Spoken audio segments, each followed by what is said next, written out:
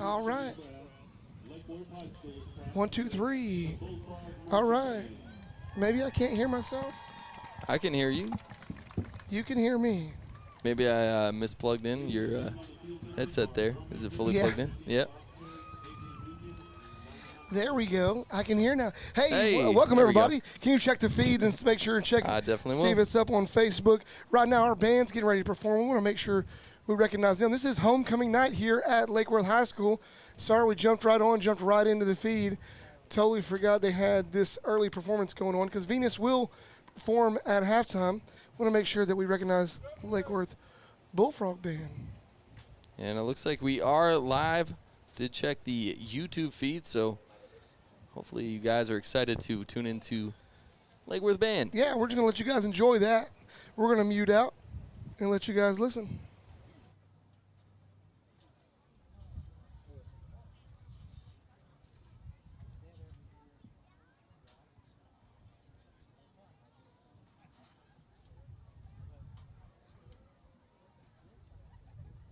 Performing a portion of their 2021 competition show, A New Beginning, we present the Bullfrog Marching Band.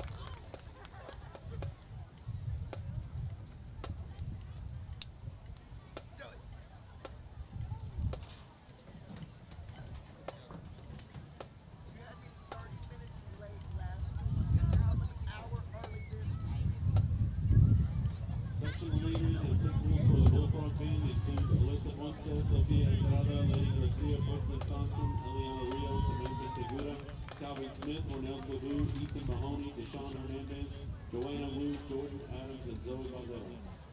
Staff of the Bullfrog Band includes Chris Cady, Kelly Carroll, myself, Nick Salazar, Dwayne Stokely, Coleman Cady, Isaiah De Dios, Adrian Villalobos, Lizette Guardiola, Elijah Gomez, and James Reed. This has been Nick Salazar, voice of the BNB. Have a great evening.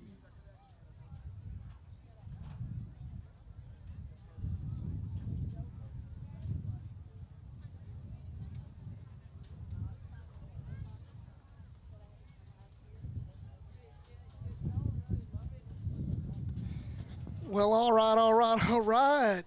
Well, how is my newly engaged partner here? Not partner like that. He's engaged to a woman. But I'm just saying, like, how is it to be engaged, brother? Oh, it feels great, man. I'm sorry, Bullfrog fans. It was not planned. I did not miss the game just to get engaged, but it just so happened. Last Friday, I got engaged. And then I was tuning in, guys. We had Patrick here last week. He did a great job, but I appreciate you, Joey, for saying thank you. He of course, he's got me, man. So I appreciate you guys. I'm happy to be back here. Of course, wouldn't miss this week. It's homecoming, guys. It's a beautiful night, too. Perfect night. You know, we started the live stream off pretty quick, abruptly. I'd forgotten that the way they do it on homecoming, Lake Worth, out of respect for Venus, because after this week, the bands are getting ready to start going into competitions. So Lake Worth is going to allow Venus to perform at halftime to get a live practice in. But we started off there with Lake Worth's band. Starting off and looked really, really solid. Those of y'all that are tuning in, thank y'all so much for tuning in. I was listening to it on my own feed, and it sounded Beautiful. Really crisp to me. So hopefully y'all got a chance to hear that at home. But tonight, here we sit at home at Kittrell Stadium. Man, the wind feels great. It's coming in. Y'all can probably hear a little bit of the blowing over the microphones, but it feels great. It's another Friday night football here in North Texas, and what a great night it is. Get ready for some football. I mean, again, it's homecoming. I mean, the sun is just setting. It's a beautiful night here tonight. And that little breeze, it's starting to feel like that fall football weather. You know, this is kind of my favorite time, too. It's not too hot, not too cold. It's just right. I sound like Goldilocks out here. But, you know, it's that perfect time of year. We're getting into mid-September. Of course, homecoming tonight. I know Lake Worth is excited to come out here. A lot of fans already packed in the stadium just looking around tonight. The crowds are definitely showing out. Venus making a big trip out here. We're excited to play them. We went down to Venus last year, had ourselves quite a ball game. Yeah, last year, it was a good ball game for the Bullfrogs. For one thing, it was an opponent they had never seen before. No. Welch and staff and the kids had never played Venus before. It had been a long time since Lake Worth had actually played Venus. The Bullfrogs came away pretty handedly in that one, but it's all about, preparation and getting them ready and week after week. And the Bullfrogs really had to focus in this week, because when you're on a 3-0 streak right now and you beat this team pretty handily, your mind can get kind of out of whack and kind of start thinking about, oh, hey, this is in the bag. The Bullfrogs have done a really good job focusing this week. But last year, it's a little bit different call this year. Last year, we were on a rooftop. That's right. Rooftop. Venus has a little small. They were 3A, like Lake Worth was 3A before the move. Or actually, Venus is still 3A. Lake Worth was 3A back then. So our home press box is, bigger than theirs, but still it's pretty small. Theirs was small enough we couldn't get inside. We had to be on top with the camera crew, which it was a beautiful night for. And tonight looks almost the same as it did last time. A little bit of breeze, nice and cool, sun starting to drop. Man, I don't know. I just get these chills. I work for, some people work for the weekend. I work for Friday night. Right. And like you said, I want to touch on what you said earlier. You did mention, obviously, last year we had, I believe it was a 50-point win. And, you love those. But at the same time, nothing in life is guaranteed. That's why we play the game, right? So, of course, Lake Worth coming in with high hopes tonight. High-powered offense coming off of a close game last week. But you still got to go play football. And a lot of guys still have a lot to prove tonight. You're still looking at guys like, for instance, Isaiah Hall, who last year came in late during the season, played in the playoffs, has been off to a strong start tonight. But, you play in those close games like last week, but you got to show out in these kind of games. You're expected to go out and put points on the board. I'm looking at Isaiah Hall tonight. I'm looking at your own junior session. I'm looking at, you mentioned before tonight, also Choo Choo Mesa. There's some of those guys, those younger guys with those older guys looking to make a statement tonight. Guys that haven't been out here for too long. We're now in week 4, and we're looking to move forward. I want to see points on the board tonight. I want to see defense make stops. I know, again, we should win this game tonight, but I want to see a statement. And there should be no reason why we can't make a statement tonight. Yeah, the Bullfrogs, that statement, I'm glad you brought that word. The statement tonight for the Bullfrogs, of course, is a win. But the statement tonight is how crisp can you be? If Venus is the opponent the kids think they are, meaning that they feel like they're confident they can beat them, if it is that kind of game, then the Bullfrogs should have no problem being as crisp as they could be. There should be minimal mistakes, should be able to have top execution. Last week we saw Isaiah Hall get a little bit more pressure, but he was having a trouble time connecting on the long ball, which the receivers were doing a fantastic job getting open. There was just a lot of misconnect on the long ball last week. The posts weren't connecting.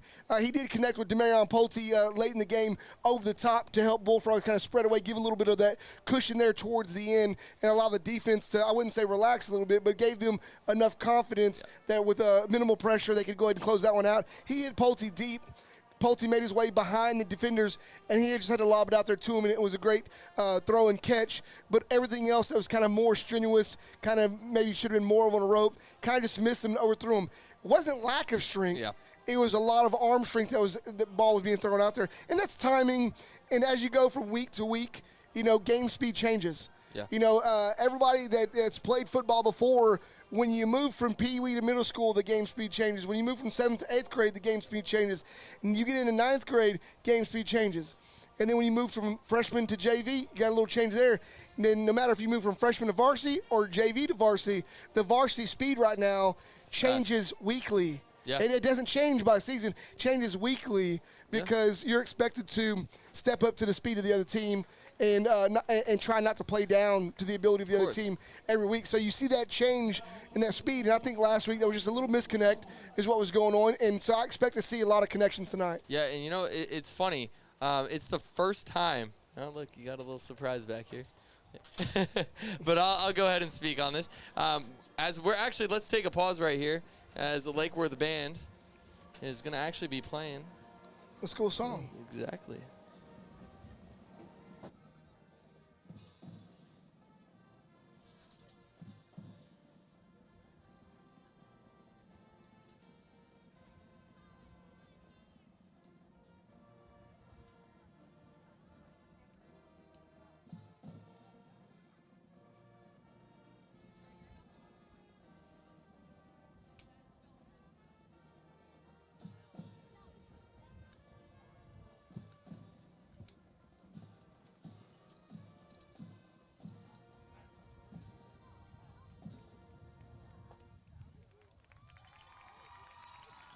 Just in a moment here, guys, Lake Worth will be coming out to the field. They are exiting the locker room right now.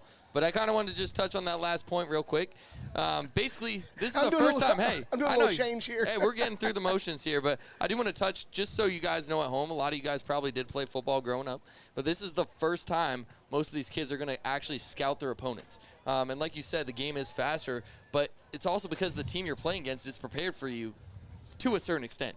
And that game planning and your coaches and trusting your coaches. So as a younger player getting on varsity, it's a little bit difficult. You think sometimes you might be able to get away with your feet or your tendencies, but the other team already knows these things. And so playing against teams in week 4, the scout tape is out there. Opponents are trying to predict what you're going to do and how to beat you. So we'll see how Lake Worth adjusts throughout the season. But tonight, again, this should be a nice game for Lake Worth. But again, nothing in life guaranteed, and that's why they play the game. As we see Venus and Lake Worth approach their tunnels here. And Joey doing his best work. You guys can see it live. I see myself in the background. You're getting a live look in the booth as we like to get you guys the inside looks here as Venus and Lake Worth will run out to the field momentarily. But again, guys, I hope you guys are enjoying your Friday night here with us. Joey Wilcoxon and Chris White, I'm back finally, and homecoming week. I know, it's like you go away 1 week and you feel like you're gone. You feel like you're gone for a month, and you're like, I'm just chomping at the bits to get back. And so we are happy that you are back, happy that you are engaged. My boy's growing up. My boy's growing up. She said yes, surprisingly. I know, right? I know. I mean, you don't know. I paid some money for that, by the way. Like, well, just, I appreciate oh, it. there we go. We got the it. feedback, got the other camera back up. We're going to slide over to the field camera view as we get ready to go. So you'll see this ugly mug here in a little while. But we're going to slide over to the field. Let's roll that. Let's roll into the field. Come on, Joe. You can push the right buttons. We'll be there momentarily. But, guys, we're not missing anything yet. There we go. There we go. There you go.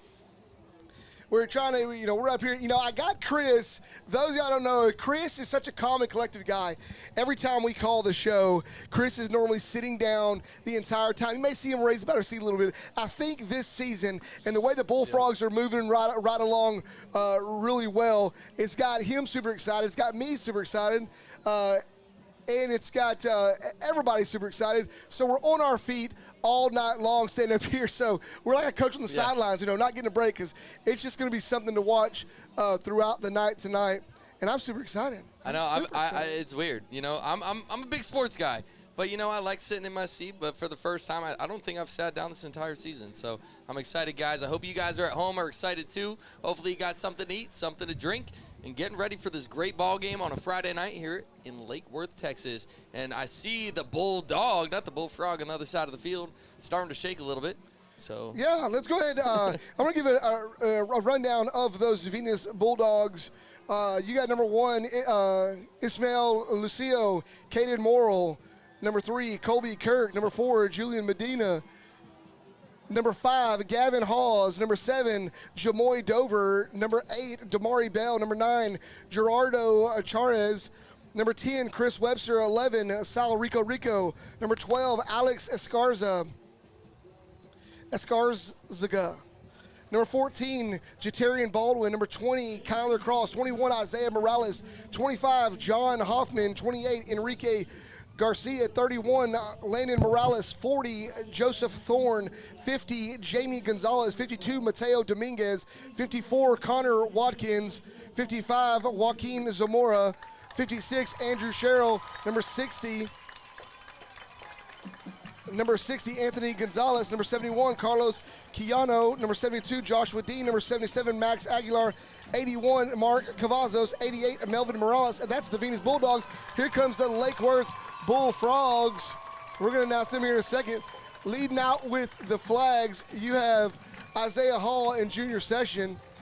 Come out in front of them. I know I was announcing those names, but the Lake Worth Youth Association brought out a couple of players to come run out with the big boys. That's always fun to see. Announcing in for the Bullfrogs, the roster: number 2, Brian Neal. 3, Anthony Moreno. 4, Isaiah Hall. 5, Mark Fulkerson. 6, Demarion Pulte. 7, Damian Moore. 8, Hornell Klubu. 9, Xavier Pickney. Number 10, Daryl Jones. 11, Catravius Stevens. 13, Dante Reese. 14, Donnie Reese Jr. 15, Diego Valenzuela. 16, Craig Williams. 18, Nathaniel Session Jr. Number 19, Exase Bakula. 20, Matthew Salazar. 21, Jose Chuchu Meza. 22, Gage McAnally. 23, Cornell Avington. 24, Xavier Madrano. 25, Abraham Polito. 30, Raul Alvarez. 31, Blaine Burgess. 32, Roy Casares. 33, Jadarius Walker. 34, Terrence Gilmore Jr. 35, Dominique Alvarez. 45, Elazar Garduno. 50, Chris Satcher. 51, Juan Moreno. 53, Jafet Lopez. 53. 54, James Best Page. 55, Tyron Shagog. 59, Miguel Espinoza. 60, Ariel Lopez. 63, Hector Garcia. 64, Matthew Welch. 65, Jace Mueller. 67, Aiden Torres. 77, Josh Espinoza. And 99, Emiliano Garza. Superintendent for Lake Worth is Dr. Rosemary Neshba. Athletic Director and Head Coach is Coach Tracy Welch. Assistant Athletic Director and Offensive Coordinator Tracy Range. Defensive Coordinator Vance McAnally. Athletic Trainers is Austin Hutchison and Jasmine Hobbs. Hutch and Hobbs, I love it. Athletic Specialist Jessica Wheat. Lake Worth High School Coaches Quentin Posey, Keith Stiffelmeyer, Tyler Fursick. Randy Denman, Ben Stedrodsky, Josh Christian, Robert Alvarez, Zach Neal, Tyler Dixon, Collins Middle School coaches, Nathan Pascal, Chris White, that's you, buddy. Yep. Victor Sanchez, Mitch Flores, John Powell, Principal Bobby Stoltz, Assistant Principals John Imsoff, Mandy McIntosh, Justin Matthews, and the video coordinator is Scott Weaver, and down taking pictures is my buddy, Mr. Chad Miller of the AV class here at Lake Worth. Did you catch that? I was doing a mouthful there. I know. I was like, dang, he's going to do the whole thing. I love it. Here's the national anthem, y'all.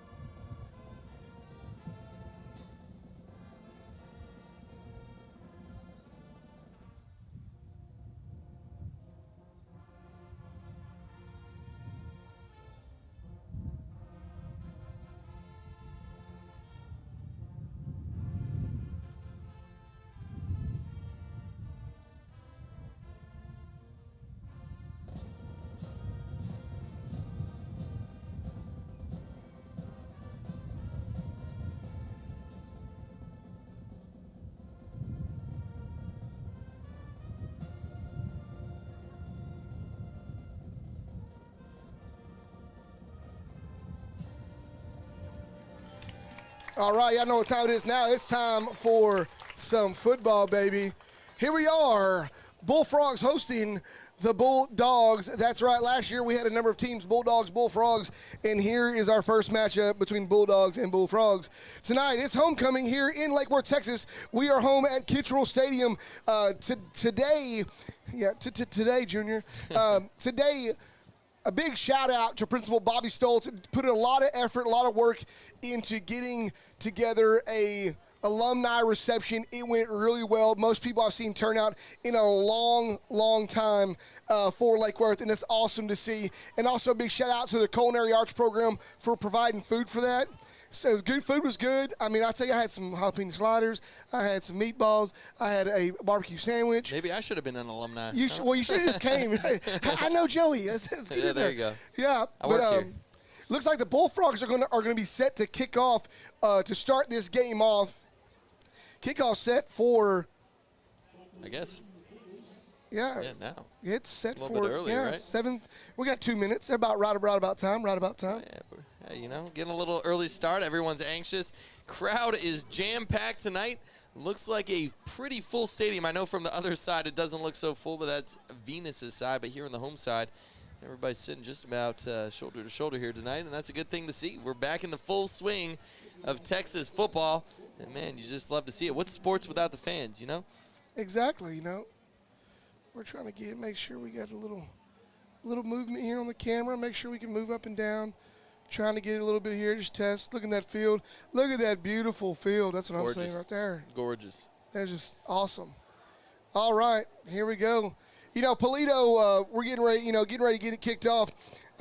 Abraham Polito, the junior, he is 100% on the season so far on point afters and field goals. Last year he missed, I think, 3 in the whole season. So, I mean, still 3 in a season is not bad. Not bad at all. He did a fantastic job last week with it, and the 2 other weeks leading up to that. So this kickoff here, the wind is out of the north tonight, as those field goal tails. Those of you that don't know, and when I say tails, that's what the little flags are called on top of the goalposts. Those are called tails. Those little tails that shows the winds blowing straight, coming out of the north, blowing straight south, and we can feel it coming in the window. It feels gorgeous right now. It feels great. So our AC's not going out; it's just getting blown around the room. So it's nice. And the crowd, the camera's shaking. The crowd's getting ready to go. Polito's lined up, ready to kick it off. And here we go, as Lake Worth looking to kick off this beautiful homecoming Friday night here at Kittrell Stadium. Abraham Polito lined back. Not sure exactly what he's waiting for. There he goes. He runs up to the line, and another booming kick from the junior. Going to be taken at about the 8-yard line, and they hand this ball off twice. Lake Worth is there. That's Junior Session not being fooled by that one and makes the tackle around the 28-yard line. Great job right there by not getting fooled. You know, there was a chance there for Junior Session. He's always a kid that screams down the field to try to get him pinned back as far as possible. That one right there was really well played. I think Venus, if they wouldn't have blocked him, he might have possibly could have ran close to running by it, but read that one very well. And Venus starts off, though, with decent field position from the 30-yard line. And here we go. Lake Worth going to set the tone tonight on defense. I know the Lake Worth coaches do not mind at all, as the Lake Worth defense has been phenomenal this year. And here they line up a jumbo set, one out to the left for Venus, a high snap. It's going to be corralled down. And they're going to run the ball here, but stopped in the backfield, trying to bounce out left, but no room to run there for Venus, as the Lake Worth Bullfrogs, an army of frogs on the tackle there, most notably Isaiah Hall. Isaiah Hall comes screaming in, but right in the front that really helped stall that up was number 15, the linebacker, Diego Valenzuela, the junior. I'd love to see that kid's going to be here one more year. So that's always a good thing to see, things coming from your underclassmen. And now we see trips out to the right side of the field. That's the near side for us. And in shotgun, here comes Venus. Better snap this time. They throw it out, a little wide receiver screen, trying to find some room. And a gain of about 5 or 6 on the play was number 2, Caden Morrell. Yeah, Donnie Reese there did a good job reading that after the pass. Just a little slow on the read. The Bullfrogs had to really kind of be able to see that. Venus is trying to throw anything they can at the Bullfrogs that was not on their film. I can assure you that. This was not on much of the film at all. So already starting off with something that wasn't expected, but sure the Bullfrogs are prepared for it. And here we go. So back to that jumbo set. And a high snap once again. And going to be stopped in the backfield as the Lake Worth Bullfrogs in on the play. Junior Session, Brian Neal on the tackle. Valenzuela in there as well. Everybody. Bullfrogs really doing a good job getting off their blocks. And everybody that's stunning on that one right there was a linebacker stunt. Read it perfectly. And now we see 2 returners back for the Bullfrogs. And, you know, you do see that very often with this team with 2 great returners in Junior Session and Demarion Pulte. Almost blocked there as the punt is up. And it's going to go out of bounds at around the Bullfrog 38, 37-yard line. Yeah, so out there, the punter bobbled the snap there. Craig Williams was about 3 fingertips away from blocking that punt. The Bullfrogs start out here, really good field position, starting off on their own 39-yard line, 9 yards better than what Venus just started their last one out. So let's see what the Bullfrog offense is looking at. Right now, you got a side wind coming in to the field as the field faces east and west. The wind's coming out of the north. Bullfrogs go. Here we go. 2 receivers on the field, and they fake it back to the right with a handoff. They fake it, go back left, and wide open field. Is that Pulte? He's got the ball and walks into the end zone for the very first play on offense for the Bullfrogs. That's it right there. The Bullfrogs love to see that. Little isolation play there by the Bullfrogs. You could just see right there, Pulte. This team is really senior laden. Pulte, great job just being patient, watching his hole, cutting on the speed. As soon as he got the green light in the hole, he just went straight to the end zone. There was no catching him. Reminds me of somebody I once watched do some similar play to that that's sitting down in the stands tonight, and we'll get to him later. Polito's kick is up. Although it was a little small chipper, he made it in there to stay 100%.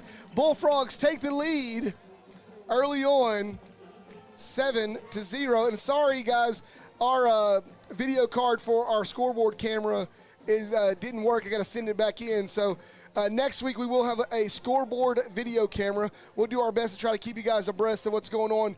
But here we sit. We're just 2 minutes and 20 seconds into this game, and the Bullfrogs have 7 on the board. If the scoreboard clock guys would change it. Yeah, I mean, eventually. You know, hey, we're doing a good job. Guys, 7-0. 7-0, we got you. But, hey, the good news there, I mean, Demarion Pulte, a little misdirection. It's all it takes for a guy like Pulte. Get him out into open field is almost impossible to tackle. So, great job there by the Bullfrogs as they look to kick off once again. Abraham Polito with an extra point. Looking to kick off, has been doing great. A great job so far this entire season on pinning teams back near their own goal line. And, you know, I prefer the way he kicks. It's generally between the 10 and the goal line, so he's not giving teams the touchback. He's giving the Lake Worth special teams unit, the kickoff unit, a chance to go make a play. And we'll see what they do here as Polito prefers to kick off towards the left hash. And he lines up and waiting for his Frogs to be ready, and here he comes. The kick is up. It's a pooch kick this time. They're going to go ahead and fair catch this on the 25-yard line.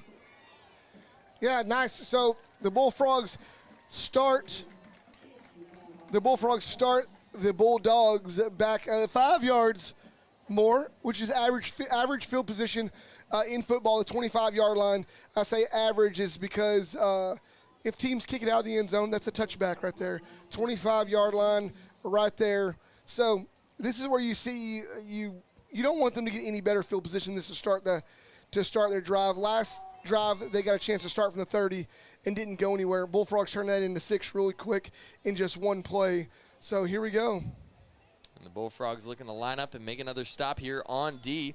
2 receivers lined up near side, almost in like a bunch formation, a single receiver to the near side. They're going to go with a QB power run as he tries to break outside. That is Lucio.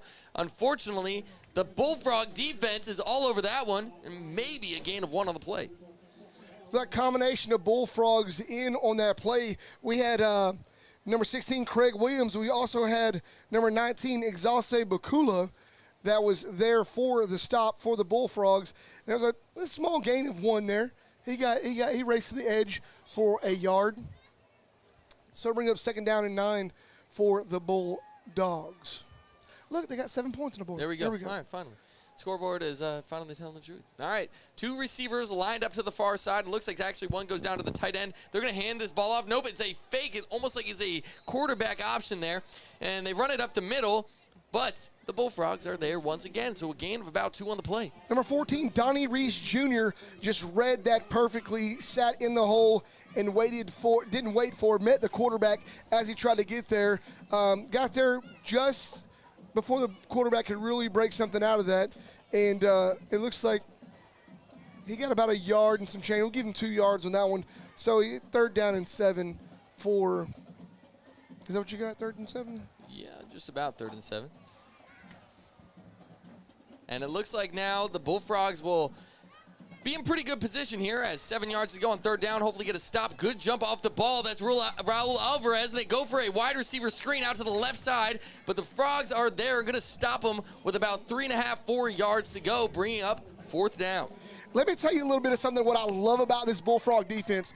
What I love about the Bullfrog defense is right there, they're in such good position. Avington was able to try to go for the ball and knew that Junior Session and also number 15, Diego Valenzuela, was there to pick up the slack if he missed that. And he didn't intercept it, but there's a snap and almost getting there again where the Bullfrogs, that was Craig Williams. This ball's going to bounce and play, and that's Session going to let that one bounce out of bounds at about the 40-yard line, 41. Yeah. Junior Session, I know he's ready to try to return one there. On that last play, though, the Bullfrogs really did a great job not allowing the Bulldogs to really find any space anywhere.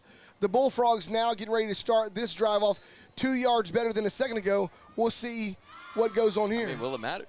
Will it matter? Last time they took it to the house on the first play. We'll see what the Frogs can do here. They line up in that I formation, 2 out to the left, and they're going to run this one. Nope, it's a play-action play. They're going to take a shot. Isaiah Hall, he's got it, man. And Sessions, and he's at the 10 and into the end zone. It is now 13-0 Bullfrogs. 2 plays, 2 touchdowns. There's the family going crazy. Junior Session right there. Coach Raines told me that junior told him this week in practice, Coach, I'm not coming off the field until I score a touchdown. And looky there, and I know I went kind of crazy with the camera there. It's my younger brother. I got a little wild and crazy with it. What a great throw and catch. That was the play the Bullfrogs were having a hard time completing last week. And the Bullfrogs line up with their version of their field goal to try to throw the defense off. Oh, interesting little play here. Haven't seen this one. It's Brian Neal, single receiver out the left, but they're still in a extra points field goal formation. We'll see what they do here. Still waiting on the signal. And they're going to go ahead and take the flag. Interesting look, maybe trying a little bit something new here tonight. But, hey, 2 offensive plays, 2 touchdowns. Not a bad night for the Frogs. So it looks like right here the Bullfrogs were setting up and giving a different look because, you know, the Bullfrogs are showing something different here. And that could have been simply a way of making the kicker kick a little bit longer field goal. A little bit of practice. I know it sounds unconventional, but I would not put it past Tracy Raines and Coach Welch to do something like that to get him to try to kick a longer field goal. And that's his first one that he's missed on the season. So he's 99.9% on the season so far. You know, those are things you have to practice. You got to be ready for those. And so just so happened to be the Bullfrogs tried that. And I'm going to go try to run and get that scoreboard real quick. I know y'all are looking. There it is. Well, no, they put 14 up, but it is 13. He did miss the extra point, so that's Polito's first miss of the season as he backed it up a little bit. But 13-0, Frogs, I mean, looking on fire here. I guess I don't even know what to call that. 100% of the plays they've ran so far on the offensive end have been scoring plays so far. A rare stat in football that every offensive play you've ran is resulting in a score. But 7:23 on the clock in the first quarter for you guys tuning in, and I guess you guys can see the scoreboard at the moment, but 7:23 in the first quarter. Lake Worth has already scored 2 times on 2 possessions, and they'll look to kick this one off once again as Polito, you guys can't see it, I found that a little funny. He placed the ball down on the tee, walked back to his team, and hasn't turned around yet, but the ball is, oh no, it looked like it was on the ground for a second. I think it's actually good. Maybe in my vision. Joey's like, there you go. All right. So, here we go. Lake Worth looks to kick this one off. And another pooch kick and going to be fair caught. And it's dropped and still on the ground, but picked up, it looks like, by Venus. The Bulldogs, not the Bullfrogs, around the 22, 23-yard line. And they're going to rule it Venus ball, but man, a fair catch attempt was dropped. The next player for the Bulldogs ended up fumbling it as well, and finally falling on it was Venus as the Frogs were in pursuit. Yeah, what's crazy was this referee that came running up, he almost came up and started to give it the way of the Bullfrogs. So I was almost about to start screaming there a little bit, but you know, what can you do? You know, they called it there. It's probably a good thing they gave him the ball. Yeah, it's funny. You know? I love that. Chris McMullen just commented, Venus is killing us in time of possession. Yeah, that is true. You're right. You're right. They are winning time of possession. Here we go. All right, here we go. So 2 out to the left, a near side receiver, and they're going to go ahead and hand this ball off and trying to find a little bit of space. I believe that was number 3, Colby Kirk. Let me just double check that in a second here. It was Colby Kirk, I believe. That was Colby Kirk. And yeah, pick of about, that was the longest gain of the night, about 7 yards on the play. As long as getting the night for Venus for sure. Yes, yes. The Bullfrogs already have, what is that, 61 and 58. Already over 100 yards. Yeah, 113 yards, 112 yards offense. Yeah, I mean, pretty 2 efficient. plays. Pretty efficient. All right, here we go. So 2 out to the near side this time and 1 receiver out to the far side. They're going to take a shot at him. Single coverage. That's toward Cornell Avington, and that ball is dropped. Good coverage there by the young sophomore. Great job there. As, you know, the hardest thing, you know, in coverage for any player is knowing when to turn your head back and put your hand up to play the ball. You know, you have to make a play on the ball. Lots of times it ends up in pass interference if you don't make any play on the ball and if there's any contact that's initiated. He did a great job getting his head turned around. Quarterback put the ball in a good position. Yeah, great throw. It was just a great defense. That was great. Great throw. Great defense. And Lake Worth facing another opportunity to stop Venus on a 3-and-out, 3rd down and about 4 yards to go. Twins formation. They fake the handoff. It's a wide receiver end around, and he's trying to find some space there, but met behind the line of scrimmage. Junior Session with a banger right there. Bam. Man, what a heavy shot. You saw another guy running around the outside. You thought it was the running. Junior Session stopped him dead in the tracks. And now Lake Worth looking to see if they're going to try to return a punt here or possibly see Venus go for it on 4th and about 4.5 yards. It looks just about. So we'll see here. Interesting situation because they haven't even gotten a 1st down yet. They've given the ball back to Lake Worth 2 times, which resulted in a touchdown, and they're going to go ahead, it looks like, and go for it on this one. So here we go. Jumbo formation, full house in the backfield, out of pistol formation, trying to find some room, trying to break through, but that does not look like it's enough, and that is a 4th down stop for the Bullfrog defense. Great job by the defense there. You know, a lot of people are going to ask questions. Why would Venus do that? They're down by 13. All that tells me is that they know that it's inevitable of what's going to happen tonight, so they still have to get some practices in. Yeah, and, you know, so tonight's game, just like every night, is brought to us by Eagle's Nest, located just down Boat Club Road from Lake Worth High School. You know, when you go down there, it's a great place to go get breakfast, go watch the game, get some wings. And not only that, they have the tallest, nicest, coldest, crisp glass of ice water there. Hand off to Damian Moore to the right-hand side for the Bullfrogs. He squirts out 1 yard there. But like I was saying, Eagle's Nest, that place, go there and get wings. They have tons of TVs there. They got a big 185-inch TV wall. Nice balcony right now with this breeze. It'd be nice to be out there. But, you know, like I said, you get their nice, tall, cold glass of ice water or their nice, tall, cold glass of that golden nectar sweet tea. There you go. Some good stuff. Big handoff in the backfield. Bullfrogs met behind the line of scrimmage. A loss of about 3 is Damian Moore.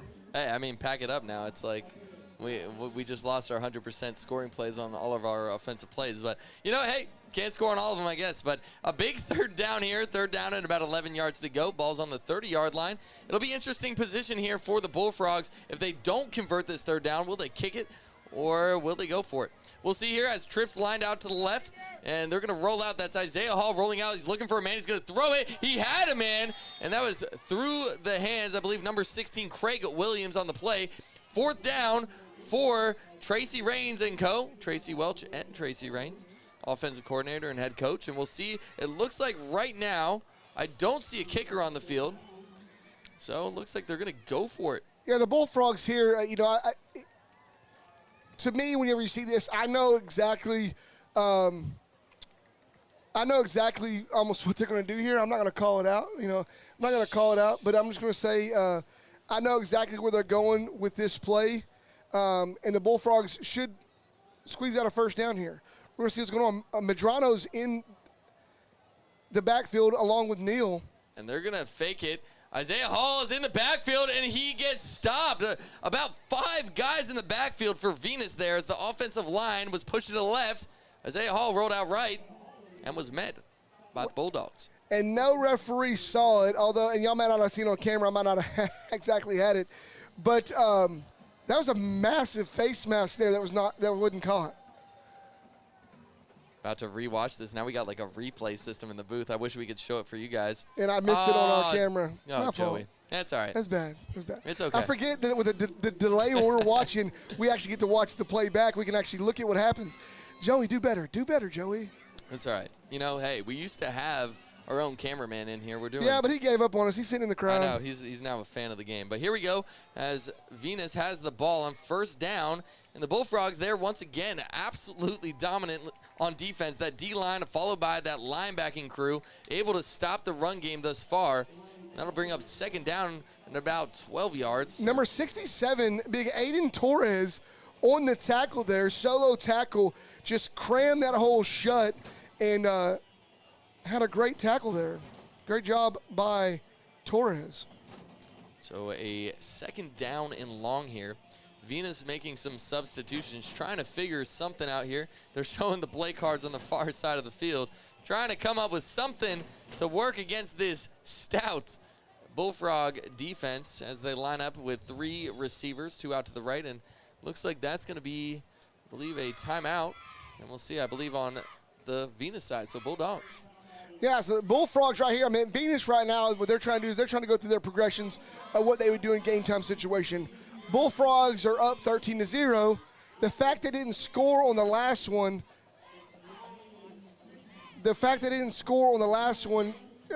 Bullfrog didn't worry me at all. But I think the Bullfrogs would like to see, 20 points on the board versus 13. But here we sit, 3 minutes. Those of y'all that track my time all game long and want me to know the time, 3 minutes and 38 seconds left to go in the first quarter. 3 minutes and 30 seconds left to go in the first quarter. Bullfrogs up 13-0. And Venus has not been able to do anything with the ball at all up to this point. I think their total offense is less than about 20 yards in 4 possessions, I believe. Maybe just about there, if anything. I mean, we're looking at, again, not a single first down conversion here for the Bulldogs, not the Bullfrogs. But here they go. They're going to line up in that triple wide receiver set with 1 out to the far side, 2 on the near side. And shotgun for the Bulldogs. They're going to snap, rolling out to the right as the Bullfrogs in the backfield, unable to make the play as number 1, Ismael Lucio, the quarterback, the senior, lowers his shoulder, trying to get some contact and make a play, but at the end of the play, a gain of about 1. My goodness. I guess everybody can say after seeing that last play, Lucio's not afraid of contact because he just dotted one of the Bullfrogs. Yeah. And really, that was a great hit by the quarterback. But, Bullfrogs, you learn, go wrap up. Don't just try to throw your body out there because he made you look like a rag doll there. But great job by the Bullfrogs there as they still kept him behind the original line of scrimmage. 3rd down and 11, and here we go. And 2 receivers out to the real near side of the field. And they're going to roll it out. Nope, they're going to hand it off. Ball's on the ground, and we'll see if it's a recovery there. Number 50 in the backfield was Chris Satcher. Still fighting for this ball. We'll see what the referee calls, but a mishandled ball in the backfield on the handoff. Satcher, that's a name that you should take a note of. Take a note of Mr. Satcher right there. Last week, he had a heck of a game last week, all over the place. And right there, you just see why he's getting the reps, because that kid right there is something to start watching for sure. And there you go. And I want to touch on a little cool thing I see here in a second as the punt is going up again, almost blocked once again, and this ball is going to Junior Sessions' side. He's going to say, don't touch it. As you see on the far side of the field, what I want to mention, it's kind of a cool moment. If you guys haven't made it out to a high school game in a while, you see the opposing band right now from Venus shining their cell phone lights. And they just put them down, but Lake Worth was over here on our side a moment ago as, a little sign of respect towards the fellow bandmates from opposing schools saying hello. Yeah, it's tough, for the band, and I'm not going to go negative on anybody or anything. But, a band comes out. A band is your morale support whenever you're on the road. Yep. And if you don't have a lot of fans to come with you. And so it's good to see those kids are still having a good time, having fun. Pass by Hall to Pulte. Pulte breaks free. He's going to get to the sideline. He has a shot to go all the way, and he can't be caught. Demario Pulte, touchdown number 2 on the night. My goodness. And that right there was a 63-yard touchdown by Demarion Pulte. I'm sitting here giving band props. The Bullfrogs doing amazing here.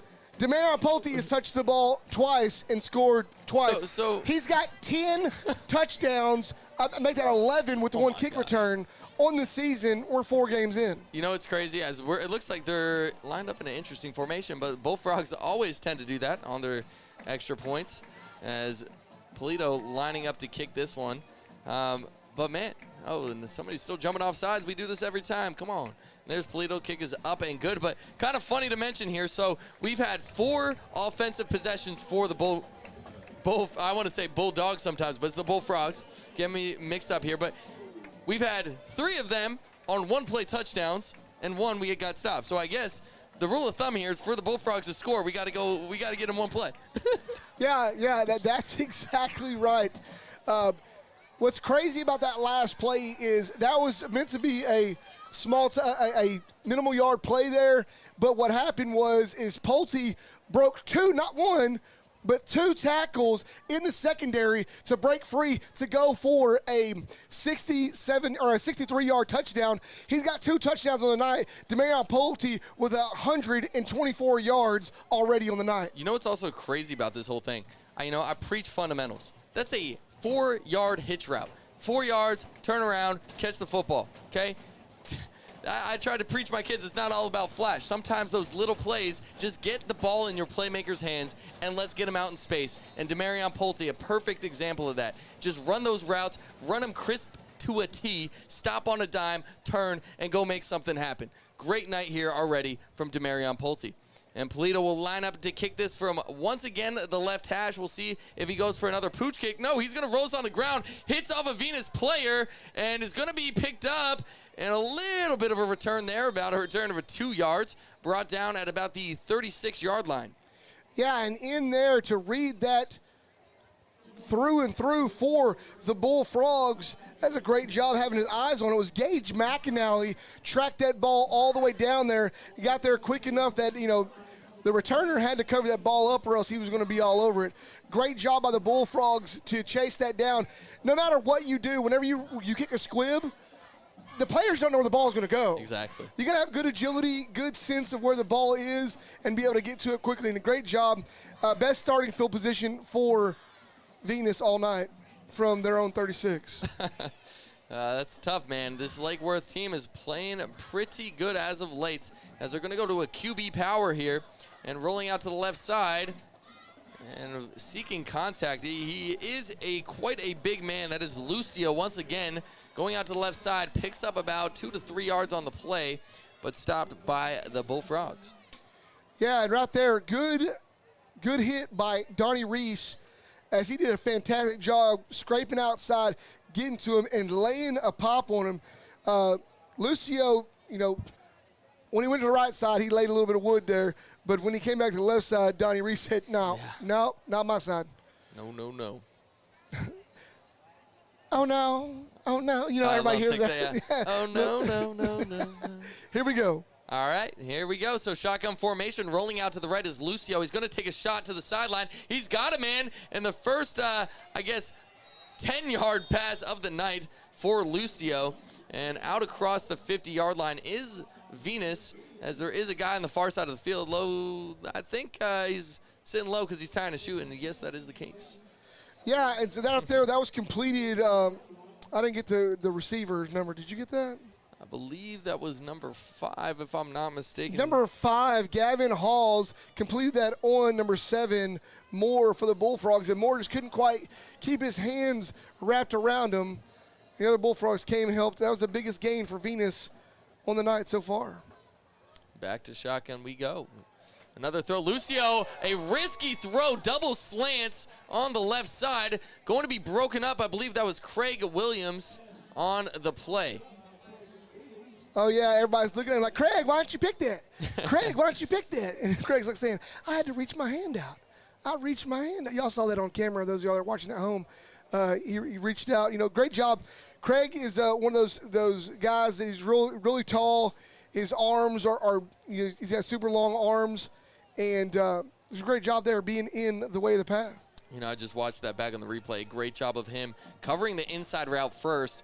Quarterback thought the outside route was open, but definitely not. As a bad snap here. Craig Williams in the backfield, a big hit in the backfield. Quarterback's down. I don't see the ball just yet. Bullfrogs come out pointing towards their own, or the away end zone, and they do come up with the ball. Bullfrogs come up with another big play. That's right. Valenzuela, number 15, the junior linebacker, ends up with the ball, but there was no way for Venus to even get close to that thing. There were 7 Bullfrogs around that ball. Yeah, wow. Great job by the Bullfrogs, and that's what they say. That's what you get for crossing the 50-yard line. Yeah, hey, we give them one chance, all right? One chance. We're sitting here, 1:14 left to go in this first quarter. Bullfrogs leading 20-0. Doubles out to the right. Hall hands off to Raul Alvarez in the backfield. Raul squeezes out 1 yard. So bring up second down and 9. I don't know. I'm like a statistics kind of guy, So are we going to score on this drive? I don't know. We didn't score in the first play. That's all our drives that resulted in a score and a touchdown have been off the first play, but I'm just messing. I'm looking to make a game within a game here. A game within a game here. I think right now it's winding down. 45 seconds left to go. Bullfrogs going to take a shot here before too long. Pitch out to Craig Williams in the backfield. He's down the sidelines. He gets out of bounds. Let's see where they call him out of bounds at. Call him out of bounds. First down for the Bullfrogs. They're waving. They're trying to tell the clock operators to stop the clock.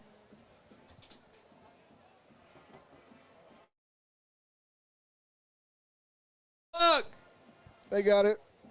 We had to, I put us on mute for a second because, we get to screaming over here. Making sure, sometimes we fall asleep at not the wheel, but the clock. Don't fall asleep at the clock. This is homecoming night. It's a long night already, regardless of the game. Before the game starts, it's a long one. We got halftime festivities coming up here in a little while. Bullfrogs line up. And here we go, another big play. Almost. Hey, it's funny. That is in reality of football, a pretty good play there. Gain of about 5-6 yards in the play. Choo Mesa right now is probably yelling at himself. That was his opportunity to score as there was nobody in his running path, and he dropped the ball and luckily picked it back up on a bounce. And that's the end of the first quarter. Bullfrogs lead 20-0. They got a grasp on the game, but there's a lot of football left to play, so don't count out the Bulldogs just yet. Bullfrogs have to remain focused and continue to come out and do this. I know right now Choo Mesa is, a couple weeks ago, Junior Session had caught a pass and should have scored on it. He slipped and fell and was like, man, I'm horrible. What happened? And right now, Choo Mesa doesn't get a chance to get another run, another shot at that. He's going to finish the game saying, oh, man, what did I do? And because he definitely had it over. When he looks back on film, he's going to see like, oh, man, there was nothing but the glory road in front of me. That's where this team's at. We're chasing perfection now. It's great to be in this position where we're winning and players are still upset because they're not perfecting. They're not there yet. Now, they're not perfect, but they're getting close. And the fact that these kids are striving for more. You blow out a team, and you got a kid like Junior Session upset that he couldn't make a better play. And that's beautiful. That's where this program is today. And you just love to see something like that. Lake Worth has put out such a great product in the last couple of years, and it's starting to culminate. And, you mentioned Choo, when we have players like his older brother, his two older brothers. I see Davion Haynes here tonight, and his other brother, of course, having himself a big night in Demarion Pulte. And little Choo, hey, maybe a little trash talk on the way home. But this team, we have a community here. We got family members. We got Joey up here. His little brother on the field as the Bullfrogs line up. I'm just so happy to be here, guys. It's a great homecoming night as the Bullfrogs look to extend this one as Raul Alvarez trying to cut this one back. He's going to get a block from his quarterback. He cuts it back to the left side. He's got the first down and more. And out of bounds. That was going to be a loss of about 2 yards on the play and turned it into a gain of about 20. So with Raul Alvarez, this is the thing that you look at Raul Alvarez. I know this is just preached to him every week, and I talk to him about it. Everybody talks to him about it. He's such a tall guy. It's hard for him to run low.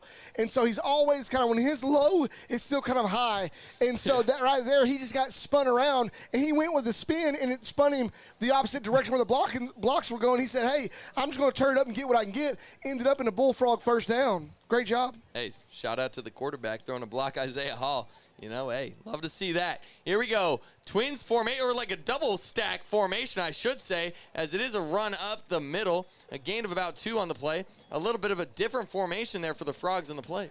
And I see the first, well, not the first flag, second flag of the game is now on the field. See what the call is. We have the White Bullfrogs now have a microphone on the field.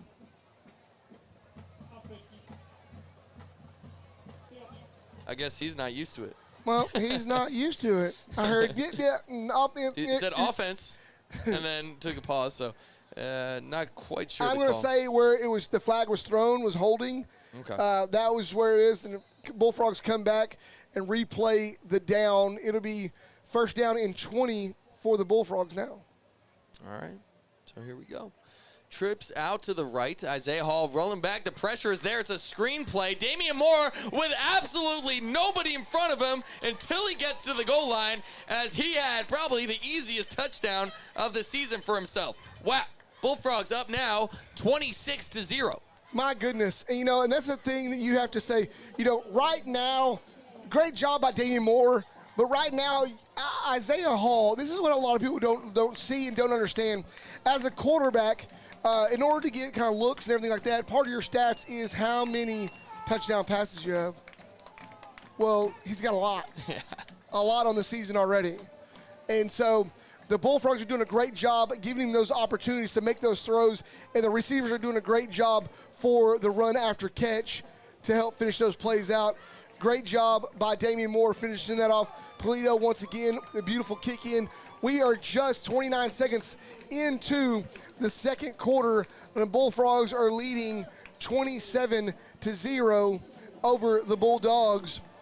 Tonight's game, as always, and I keep mentioning it, is brought to you by Eagles Nest. And, man, look, I say this enough, and if I don't say it enough for you to go out there, I need to say it some more.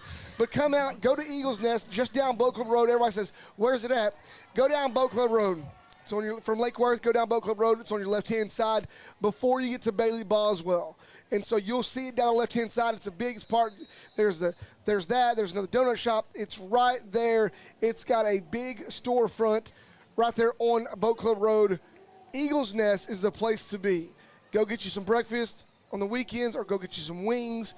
And, man, you always got to get you that ice cold, that tall boy glass full of water. Heck yeah, man, water right now. Right now, I'm kind of thirsty. I'm going to drink some water. Now I'm thinking about Eagles Nest and getting some of that tall, cold glass of water. You got plenty of football to watch this weekend, and the spot to be at, none other than Eagles Nest. So hopefully catch you guys down there. I know a lot of you already do hang out there. I just finished one bottle of water. That ain't as good as Eagles Nest water, though. Man, your call just makes everybody thirsty, Yeah, Here we go. Bullfrogs line up for another kickoff. Here we go. As the Bullfrogs line up, a new kicker, Emiliano Gonzalez, on the field, and he kicks this down to the 20-yard line. Going to bounce one time as the Bullfrogs pursuing, I believe that's the quarterback, if I'm not mistaken, Lucio with the ball, brought down from behind. Big track down. What a great job done by number 8, Hornell Klubu. Big deal right there. Hornell Klubu, whenever you see him run, you don't realize how fast he's running. Hornell, I believe, is 6'5", 6'6", tall kid. Really long strides. Great job. I kind of tracked him there on that run there, running him down. I got a little too close there at the end, but great job. You always want to see that from your special teams. You want to see them fighting all the way through. A little throwback right now in the YouTube comments. Robert Turner said, this reminds me of one of the games in the mid-'60s when the Frogs beat Springtown 96-0. We'll see what happens tonight, of course, depending how the play calls go. But, 27-0 already. We'll see how the game goes tonight. A play fake here. The ball is kept by Lucio, trying to break it to the outside, but a good job by the Frog defense, once again, able to bring him down near the line of scrimmage. Great job by Damian Moore, as he's the cornerback on that left side, the far side of the field from us. And he read that perfectly, got outside of his block, played it outside in, and got low on the quarterback because he knows he's outsized. The quarterback, Lucio, outsizes Damian Moore probably by about 20 pounds. And he got low, got that little round-the-ankle tackle. Great job by Moore. 2nd down and 9 for the Bulldogs. 2 out to the left, 1 out to the right. Shotgun. Snap is a good one. And rolling out now, scrambling right through the middle. Not even rolling out, right through the middle, trying to step up in that pocket. A gain of about 4 on the play. And that's going to bring up 3rd down and about 5. And that was number 14, Donnie Reese, again in there, along with number 19, Exalce Bakula for the Bullfrogs. Great job collapsing down and shedding those blocks and shutting down those holes. And the Frogs, another chance to stop Venus tonight on a 3-and-out. And I saw a little comment talking about Springtown. Frogs can't compete with Springtown. We'll see about that one later this year, as the Frogs look pretty good this year. And a 3rd down throw out to the outside, going to be caught by Venus. And that was number 7. Number 7, that is going to be Johnny Dover making the catch right near the 50-yard line, going to be spotted at the 49. You know, this is a sponsored show. It is a Homer show. But at the same time, I'm not going to legally put money on anything. But the Bullfrogs are going to beat Springtown this year. Oh, I'm loving it. You can count your chickens, your ducks, whatever you want to. The Bullfrogs are going to do a number on Springtown for sure. Here we go. Rolling out. It's a new QB. That's number 9 on the play. Lowering his helmet. Trying to make some room, but that's only going to be a gain of 1, and that's Gerardo Cherez. I want to make sure I'm saying that correctly. But, yeah, I mean, the Frogs this year, here's the thing. I'm not going to go out there and say who's winning or losing just yet. I always like to say on any given Friday, anybody can go out and win. But I can tell you right now, the Frogs, at the way they're playing this season, can truly compete with anybody. It's been really exciting to watch. Things are starting to click. This team has been playing with each other for a long time now. We've had some sophomore guys who were here as sophomores, freshmen, now in their senior year. And this crew on the field here tonight has been playing very well. Almost fumbling the snap there as the defense in the backfield. A big hit. Brian Neal, I believe, and a late flag on the play. We'll see what the call is here. It's a bad call. In motion and already touching the quarterback. There's no head contact there, but we'll see what it is. Yeah, I mean, that was a clean hit in the backfield. They're calling personal foul, roughing the passer. That's a pretty weak call. I mean, I would like to have seen something. Here we go. I'm gonna heavier watch. Called. I mean, you can't really see it. The quarterback's releasing the ball as he hits him. The only thing that could have been called possibly, here's my 2 cents. It's to the head. It was that it was hit high. I would have respected that call more than what he just called. I would have respected him to call head contact. Well, that could have been. They didn't specify. Was it a late hit? Was it a hand to the helmet? I don't know. But from my perspective, I know it was a little hard to see there on the broadcast. But I mean, I'm doing my best, Chris. No, not even that. I'm just telling you, the refs are trying to do their best, maybe to make this a competitive game. A little fake on the wide receiver reverse. No, a little trick play action. And Isaiah Hall, who had an absolute dominant year of free safety last season, looking to come up with an interception there on a wide receiver reverse. Try to reverse it again, but it wasn't. It was a fake, and then they threw the ball and double reverse pass, I think is the proper term with it. Isaiah Hall, all he saw was the end zone. He saw the end zone, that was it. Yeah, it's a little. Man, that ball hung up there for a minute. Unable to corral that one, but 2nd down and 10 here. And 2 out to the left and 2 in the backfield. 1 out to the far side. The Frogs ready to stop this one as they hand it off. And there's the line once again. Just absolutely no running room. The holes are all clogged as the Frogs bring up another 3rd down for Venus. And in on that play was number 2, Brian Neal from the outside, but right up the middle, a name you want to call out is Catravius Stevens. Stevens is another name that's been popping up very often in the Bullfrog defense. He's one of the linebackers. He's actually a middle linebacker and has been doing a fantastic job this season so far. Catravius Stevens is a junior, so you like to see that because you know you're going to have him back next year as well. Phenomenal player, very athletic. Run sideline to sideline here as trips out to the left side. Single receiver out right, and we're going to go ahead and have it looks like a timeout here for Venus, the 2nd of the half.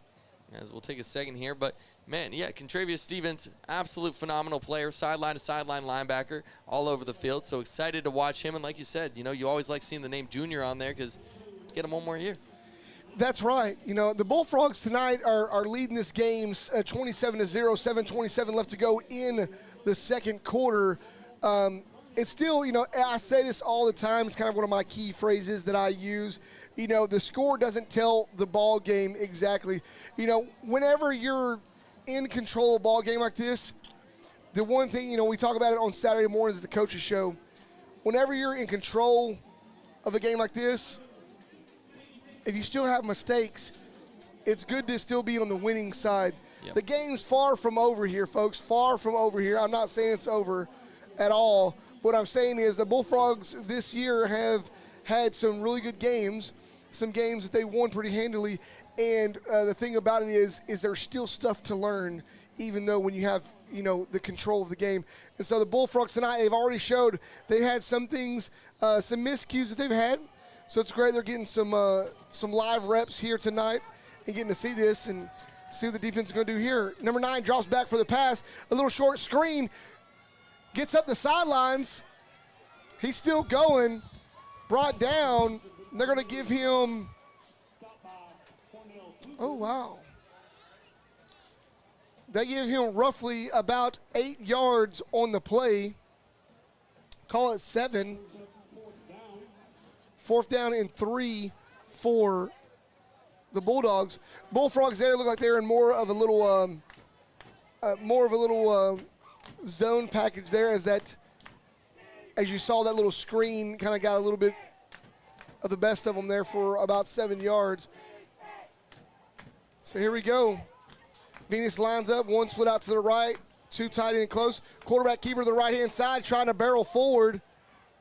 Ducks his head and goes forward. And it looks like they are going to give him the spot. That's a little dangerous from my perspective. Y'all can call it when you're at home. Whenever you see somebody kind of duck their head, there's a difference in lowering your shoulder and ducking your head. And it looked a little scary to me. But he did what he had to do to get the first down. It's a first down for Venus. They are 2 yards outside of the red zone. Yeah, the Bullfrog defense, I know they want to keep an egg on the score. What they call that, they don't call it an egg, they call it a donut. Yep. What that means is Coach McAnally brings donuts on Saturday morning practice. So they want to keep it a donut for sure. We'll see if they can do that right here. And here we go. So 2 out to the near side, and they run this ball right up the middle, a little inside zone action, and nothing on that play. Gain of about maybe 1 yard.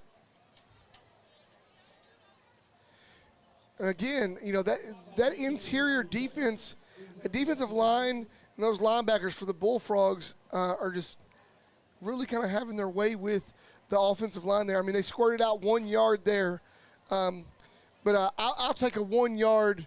I'll take a 1 yard gain every time against a defense than any other busted play or 3 or 4 yards. You know, when a lot of these guys are seniors, some of them I coached them in Pee Wee football, and they knew, you know, from Coach Joe, I need 3 to 4 yards every down because 3 times 4 was 12, and we got a first down. Great play. Big sack. Oh, the ball's out.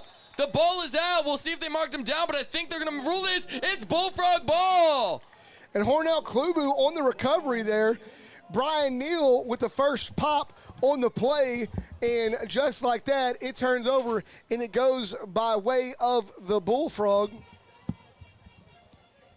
So here we go. Going to see what's going to happen. 5:13 left to go in this first half of play. Bullfrogs out front 27-0. Yeah, no, I just had a new job in my job description, a little. Yeah, you might not have heard me for a second, guys. I was just doing a little babysitting while commentating.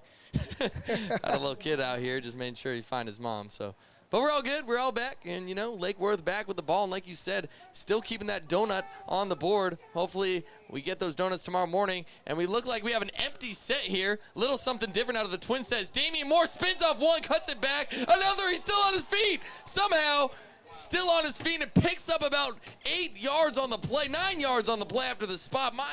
Whoa. I mean, but he was hit, spun out of the first one in the backfield, spun again, and ends up with 9. Phenomenal effort. Juke and jive and jump up just a little bit. Juke and jive and jump. Right there, Damian Moore shows his agility, quick moves. If there's any question about what the kid can do, right there in 9 yards, he almost showed you the whole package. Only thing he didn't show you was a burst of speed when he can get out there and get out front of everyone. Great job. Bullfrogs line up here, 2nd down and 1. Yeah, I just watched that again. That was fun to watch on the replay. As Isaiah drops back, he's scrambling, stepping up, and he had two guys out there. Junior Session, I don't think was even covered out here on the near side, but the pressure came, and, you know, it's easier said than done. You're going to watch it on the broadcast, but when you're under pressure, trying to find that open receiver while escaping in the pocket, sometimes, you might miss a guy. So yeah, the great thing about this is that Isaiah Hall has had a little bit of a habit this season running, and when he feels pressure, he just runs out of bounds of the ball, and we lose yardage. Out there, if he couldn't really get it, he threw it where there was nobody there. Ball was out of play. Great job. Move on to the next down. And they like this new set as Isaiah. It's a QB keeper. Enough for the first down and more, and he's going to be taken down at about the 44-yard line. Another big play, or actually they're going to mark him down at the 45. 4:16 on the clock in the second quarter. 27-0 Bullfrogs. Do you say your mom's last name? Is it Stuccio? Stuccio. I'm going to give a big shout out to Mama Bear, Nina Stuccio, for always tuning in. Francis Barrow Garcia, Elijah Young, Lake Worth alumni and full supporter of this team. Love to see y'all on the broadcast. Isaiah Hall rolls out to the left-hand side. He's got a man down the field. Ooh, just missed him. Just misses on Mark Fulkerson. Yeah. And that was Mark Fulkerson's first target of the night. Yeah, that was that's tough. Hey, sometimes you miss a couple throws here and there, but hey, I appreciate you shouting out my mom. I'm sure that makes her happy. I know she's always watching. My dad might be watching as well, so if you are, hey, how you doing, Dad? But I love it. Hey, we got support all over the country. I know they're watching from Pennsylvania, Georgia. Of course, you guys at home from Texas, always tuning in, supporting those Frogs. Of course, Kaylee Welch and Chris McMullen always out here on our YouTube broadcast. I know Joey's probably got some familiar faces on his broadcast on Facebook. And the run up the middle to Damian Moore, another decent gain there. I mean, another 8-yard gain, a great gain. But it's fun. I love enjoying this night with you guys. I love being here. It's been absolutely fun after not being here last week, stepping back in the booth and just having a great time. Oh, yeah. It's good to have you back, brother. And another shout-out to Jason Simpler. Tim Clark, cousin also, been on the broadcast a couple of times. Appreciate y'all tuning in, just going through, trying to list the people here. So we have Miss Roper, Miss Stewart. Bullfrogs take the ball and run up the middle to the left-hand side. Short gain on the play, but it'll be enough for a Bullfrog first down. I love it that in her profile she has Sharon Roper Stewart, because when I used to talk to Devin and Junior about Miss Roper, they're like, who's Miss Roper? Like the art teacher. Miss Roper. We haven't somebody named Miss Stewart. It's like, oh, when I was there, it was Miss Roper. So glad you're tuning into the broadcast. Bullfrogs line up. Doubles both left and right. Pass to the right-hand side. It's caught. And Craig Williams with the first down, trying to fight for more. Finally brought down. Craig Williams, great job there. Great pickup by Chris on the feed. As, I like to talk a lot, so sometimes we got to roll into it. Hey, our chemistry is, it's feeling pretty good. The yin and the yang, baby. The yin and the yang. Great job. Craig Williams hasn't seen a lot of targets this year. That's probably his second or third, maybe fourth of the season. But every time has been a positive yards on the catch and positive yards after catch. So great job here. Bullfrogs looking to try to punch one in.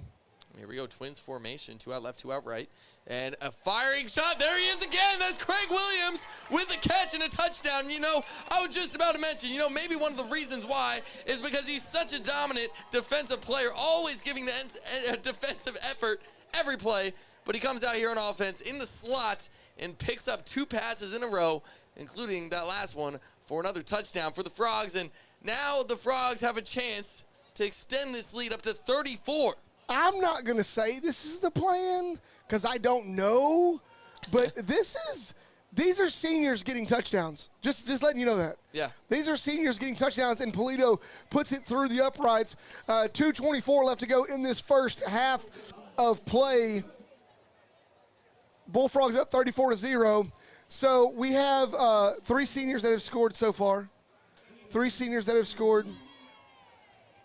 And I love it when they close that door. Like they're like, oh, they closed the door. Anyways, 3 seniors have scored. I'm not going to say that they're trying to get every senior a score on homecoming night. That would be awesome. That would be the best thing ever. Coaches go down in history Linemen books. too? For something. Yeah, linemen. Line them up. Let's get close. Plow linemen through there. There you go. Let's go. Jump up What's package. funny is, and as I'm on that right there, and I digress a little bit, but still stay on the same thing. So Mark Fulkerson, I'm going to run this back. Mark Fulkerson, the first time he ever touched the ball for me, he played for me in Pee Wee. His first year ever playing football. His first time ever touching the ball, we were beating a team very handedly, and I was letting all the kids run the ball. And Mark wanted a chance to run the ball.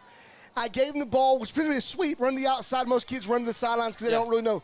Mark Fulkerson, just natural as can be, looks right down the pipe of the field, right down the middle. Nobody there. He jab steps and abandons the sweep, cuts right down the middle of the field, and goes 65 yards. And I looked at the other coach. I'm like, I'm not trying to score.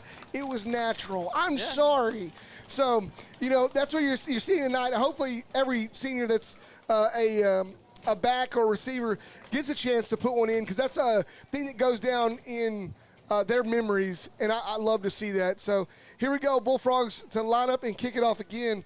And you got Emilio Gonzalez getting ready to kick the ball. That's number 99, the senior. He's going to go ahead and kick this out to the right side. Going to be caught near the 20-yard line. And that's the quarterback returning this one. And going to be brought down right near the 28-yard line. But, yeah, guys, I appreciate you reaching out and chat. For those of you maybe tuning in for the first time tonight, generally speaking, Joey's always checking the Facebook, and I'm checking the YouTube chat, so some new faces out there tonight, and I appreciate you guys chatting, and I look forward to answering your questions. If you guys have questions about anything, feel free to reach out in the chat. I'll make sure, as long as it's appropriate, to reach out to you and let you guys know what's going on. But 2:15 on the clock here at Kittrell Stadium. 2:15 in the second quarter, that is, as the Frogs lead 34-0 here on homecoming night. A special night for the Frogs, as the defense has been absolutely phenomenal once again. I have to mention on that kickoff, Anthony Moreno came down. Him and Aiden Torres came down with a great tackle. I'd like to give a little recognition there, because you see him on special teams pretty much only. So I want to give that recognition where it's due. And here we go. Venus is trying to line up and do something. Go a little motion. And there's a flag on the play. And, of course, for Venus, with about 2 minutes left on this clock, it's really now or never for them. They got to make something happen before this halftime, any type of momentum.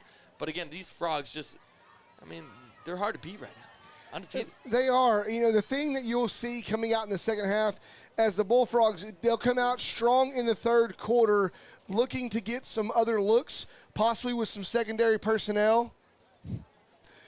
I'm gonna be up a lot tonight, drinking all this water. Thank you so much. Miss Imsoff came here, make sure that we are hydrated, make sure that we are drinking enough water. I appreciate that. Sweating. But the Bullfrogs will come out hard in the third quarter, see some looks, and then hopefully you're going to get a chance to see some 2s and 3s out there running as well. And the handoff here, trying to fight. I guess it was a read option as he pulled the ball there. Just a quick shout out to my guys. Got a couple of my ball players, my football players. I got Ryan Cormier. I believe that's Rico Reed in the chat.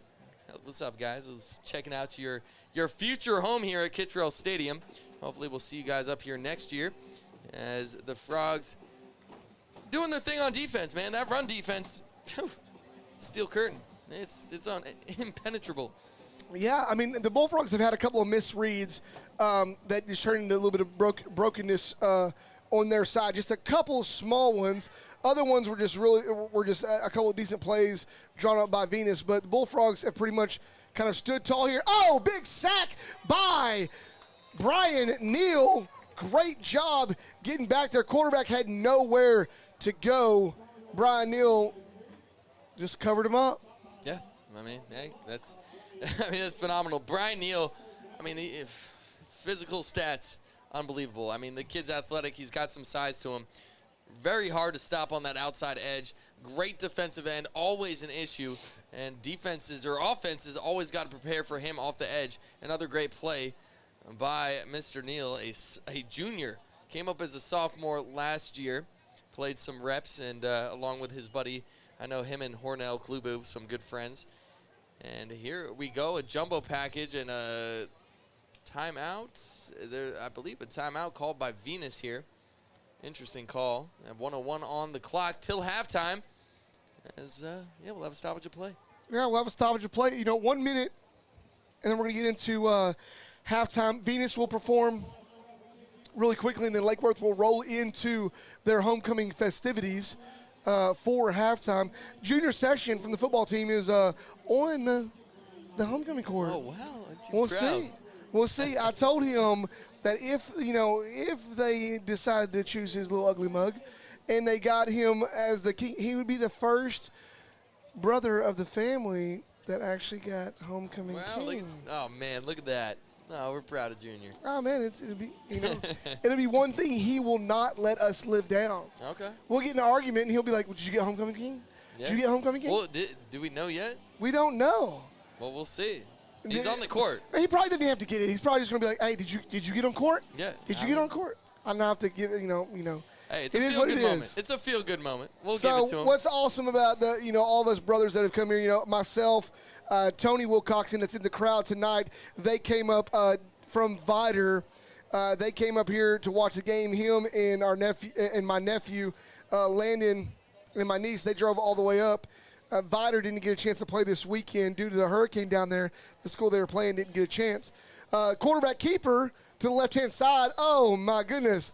The Bullfrog, it looked like a ball rolling downhill as the defense grabbed him and just rolled him backwards. It's 3rd down and 20 for the Bulldogs. But, Tony Wilcoxon I was giving an update last week, I believe it was, about their score of their game. Because the reason why I do that is because it would be a Cinderella story. If Vidor won all the way out and they won and went to state, and Lake Worth won all the way out and went to state, you'd see an uncle and a nephew play against each other in state, cool. Which would be really, really fun. I'm voting for it. I'm there you go. hoping it happens. Speak it into existence. Right. And it looks like we're going to have a punt here as 17 seconds. Almost blocked. Every punt attempt so far almost blocked. Does Pulte have a chance to return this one? Trying to get outside. It's not there. He's going to try to cut it back. Maybe want to get down to have some time to take a shot here with 5, 4 on 3. They're just letting the clock run. They took off about 2 more seconds on the clock there. But hey, at least one shot here for the Bullfrogs as they're on about, I believe, the 33-yard line. I could imagine here. That's maybe just right here. I just saw the signal. I think I'll say the Bullfrogs are going to probably kneel here and go into halftime. Yeah. I just imagine it, out of respect. Yeah, that's what you do. That's the right thing. But hey, I also understand the other way too. Yeah, I understand the other way too. I mean, a lot of people, get upset, right? Because you're just like, oh, why would a team do that? Well, I tell you what. A lot of these seniors, they have schools that are looking at them, and they want to go play college ball. And for every rep that you give up is every rep that they don't get a chance to take anywhere. But the Bullfrogs see the writing in the stars for tonight, so they're going to kneel and take that last 3 seconds. They're not going to try to go take a shot at the end zone. And that's the end of the first half. Score, Bullfrogs 34, Bulldogs 0. Bullfrogs have this one pretty handily right now, but the second half, come back out, it's 0-0 once again. This is what you want to see. Some people say, oh, I don't like to see games like this. For homecoming, for the Bullfrogs, you'd love to see this. There was one year we had an athletic director. Come from Cedar Park. Oh, wow. Kaylee Welch. Thank you for giving us that update on YouTube. Your aunt, uncle, and cousins came from Cedar Park up to watch the game. We love that. And, we love the Welch family. I'm not saying that, not schmoozing, just because Coach Welch is like really honestly, the Welch family, you guys bring the family to the games. You always support I know Grandma, I don't know if she's here tonight. I know she, all up until COVID year, she'd travel up with Gary, would come in town and bring her up here, and it was always good to see, the whole Welch family just coming supporting the family. It's awesome when you got dad and the uncles and cousins and everybody else that's playing, and then you have a family that's there to support them. It's great support to see. And tonight, right now, in the stands of the Bullfrogs, I'm proud. I have, Junior has a lot of support here. His dad's in the stands, his sister, his brothers, his niece, nephews, his aunts, everybody's here that I can see. And I see a number of other families that I see. They got, multiple siblings and multiple family members in town to watch the game tonight. It's fun to see that. Fun fun to see all these families out here supporting their kids, and we just love seeing it. It's really cool to see everybody just come together here. Lake Worth, it's a community, and I see Mark's dad out here as well too.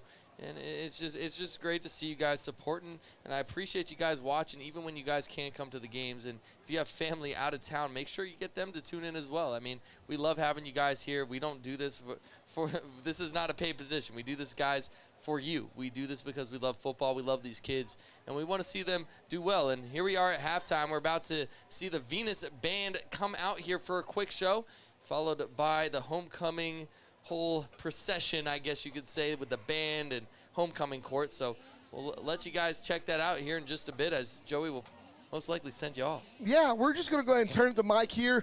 Sorry for anything else that you hear from the crowd. We turn up a crowd mic so you guys can hear what's going on the field and see what's going on at halftime while we take a little voice break, see our families that are here to visit, and just enjoy homecoming night here.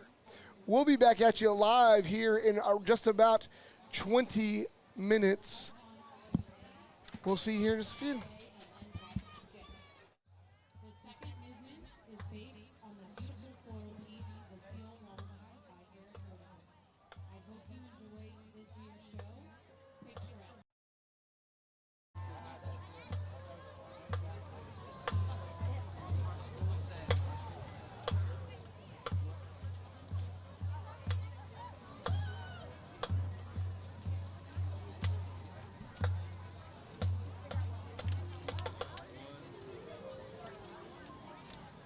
Drum majors for Venus are David Gross, Mariana Laris, and Clint Wise.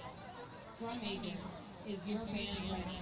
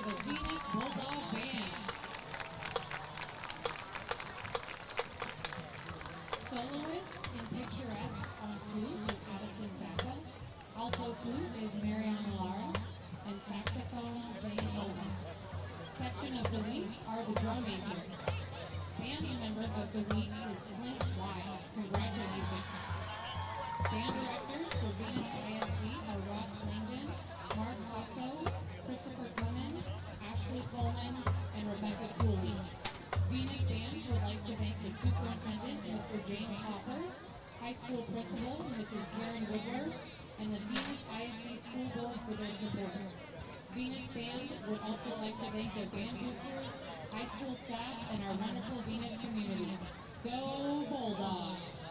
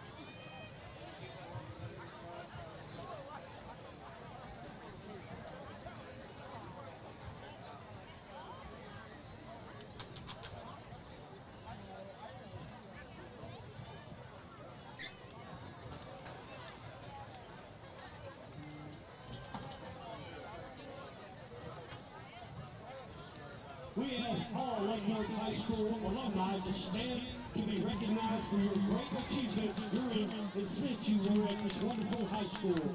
Thank you.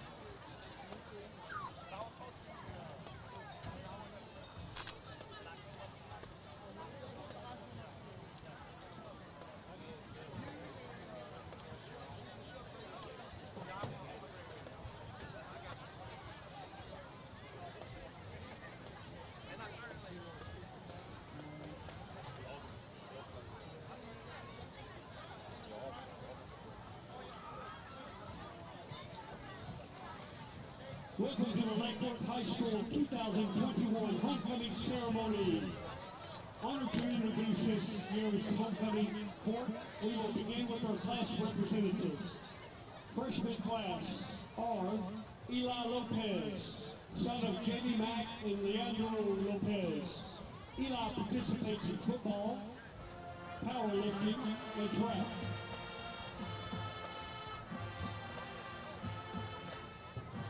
Alicia Knight, daughter of Ashley Knight, participates in basketball, softball, track, UIL academics, and FCCLA. Sophomore class representatives are Jose Chuchu Meza, son of Sabrina Haynes. Chuchu participates in football.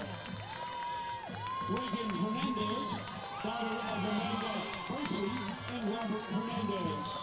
Reagan participates in volleyball, marching band, cheers, and plays softball. Junior class representatives are Scott Burns, son of John and Tiffany Burns, and Kim Broaddus. Scott participates in football and baseball. Madison Pauling, daughter of Sarah and Casey Pauling. Madison participates in softball, FFA, student council, is a student trainer, and in band. The homecoming prince and princesses are Enrique Cordova and Lauren Corcoran. Enrique is the son of Chano and Linda Cordova. He participates in varsity cheer, culinary arts, student council, and FCCLA. Upon graduation, Enrique will attend Texas State for fashion merchandising. Lauren is the daughter of David and Natalie Corcoran. She participates in varsity softball and is a member of the National Honor Society and Student Council. Upon graduation, Lauren will attend Texas Wesleyan, where she will major in business and play softball. Lady Garcia and Martin Fulkerson. Martin is the son of Mark and Stephanie Fulkerson. He participates in varsity football, basketball, and track. Upon graduation, Mark plans on attending a four-year university where he will continue his athletic career and major in animal science. Lady Garcia is the daughter of Lady Ramirez and Octavia Garcia. She participates in Bullfrog Band and is a varsity cheerleader. Upon graduation, Lady will attend University of Texas in Austin, where she will major in pre-med. Angel Espinoza and Shanice Gaston. Angel Espinoza is the son of Paula and Jose De La Rosa. He participates in Friday and is dual credit student. Upon graduation, Angel will attend the University of Texas in Austin, where he will major in biomedical engineering or environmental sciences. Shanice is the daughter of Sharon and Kim Gaston. She is a varsity cheerleader and participates in culinary arts. Upon graduation, Shanice plans on going to Midwestern University and major in psychology.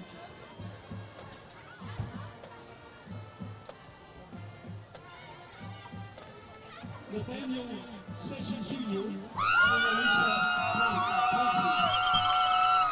Nathaniel Sessions is the son of Brenda Sessions. He participates in varsity football and basketball. Upon graduation, Junior plans to attend a four-year university where he will continue his athletic career and major in mathematics. Elisa Ponce is the daughter of Jesus and Veronica Ponce. She is a member of the Lakewood Band. Upon graduation, Elisa plans on attending the University of Texas in Arlington, where she will major in architecture. The 2011-2012 coming home queen is Roxana Cifuentes. Roxana currently is working in the dentistry field as a business manager. Roxana was a varsity cheerleader and a member of the student council. Roxana lives with her dog, Frankenstein. Now the moment you've all been waiting for. Stepping into the Lakewood High School royalty, the 2021 homecoming king is Angel Espinoza.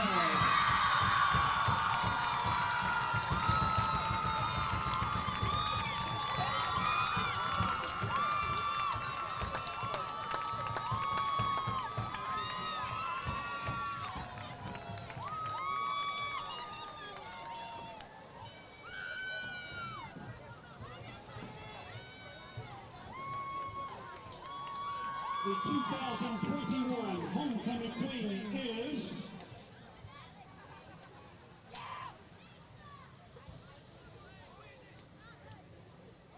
Lauren Corcoran.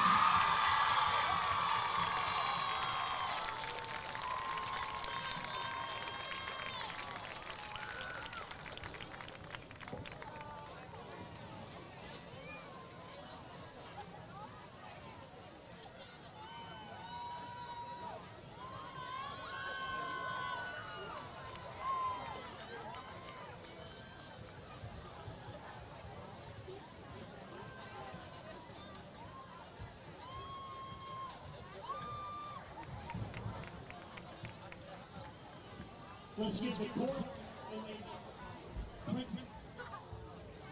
nominees a big hand.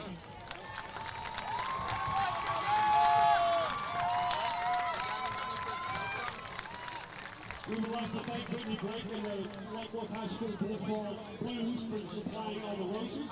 We'd like to thank our amazing principal, Bobby Stoltz, who is inspiring our school to do great things. Our superintendent, Dr. Rosemary Nesbitt, our care and concern for our well-being, and thank you from the Lake Worth ISD School Board for the vision, passion they have for all students and for their success.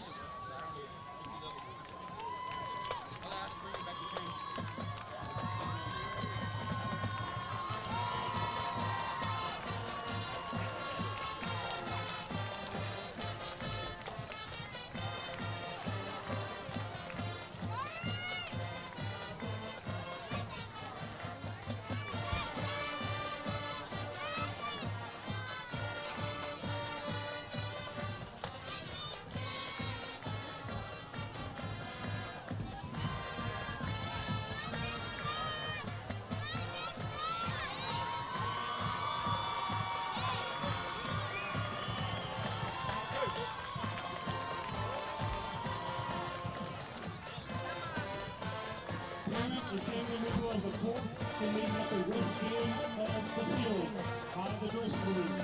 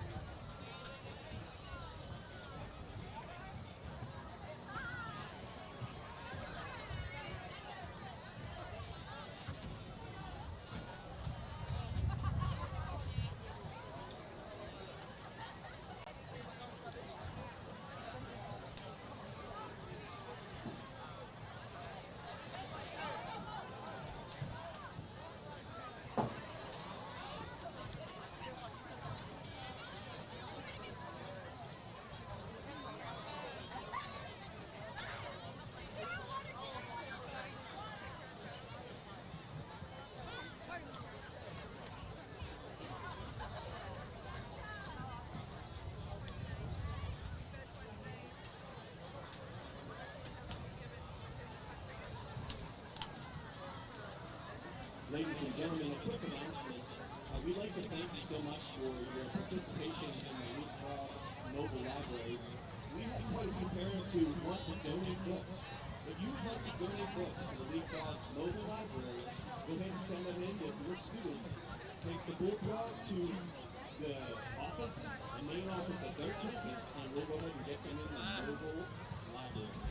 Also, ladies and gentlemen, David Gillespie, if you could stop by the press box, we found a personal belonging of yours. David Gillespie. Thank you so much and have a great night.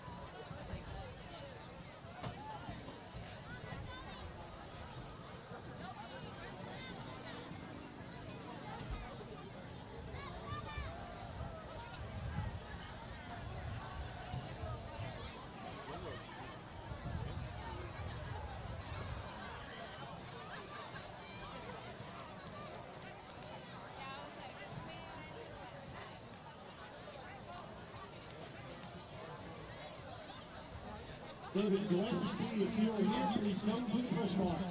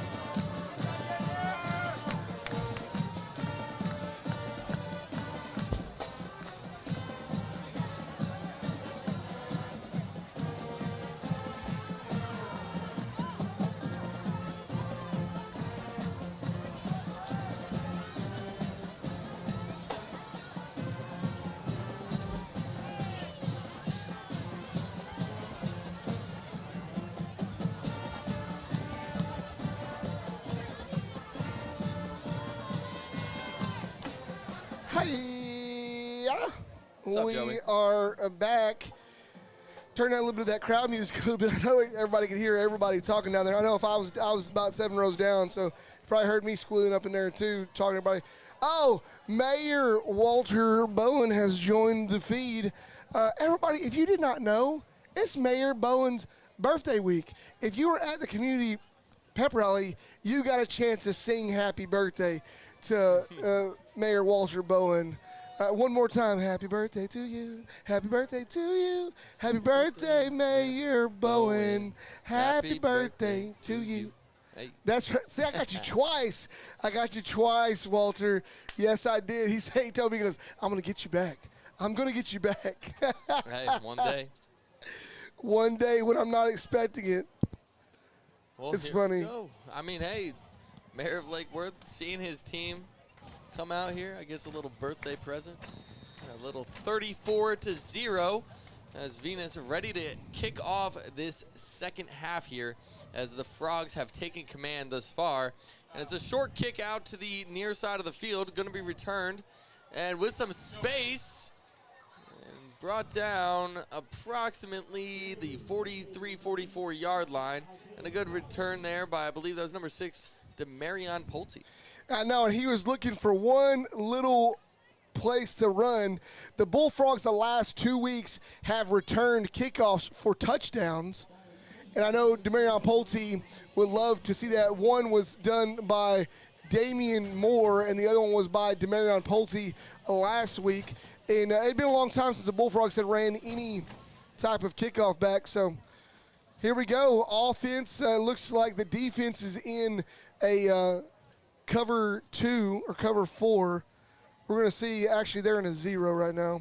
Yeah, I was going to say, we'll see what it comes out here as they hand the ball off, and with some room to run, And out to the sideline and more. A big play there on first down. That is Choo-choo number 21, Meza.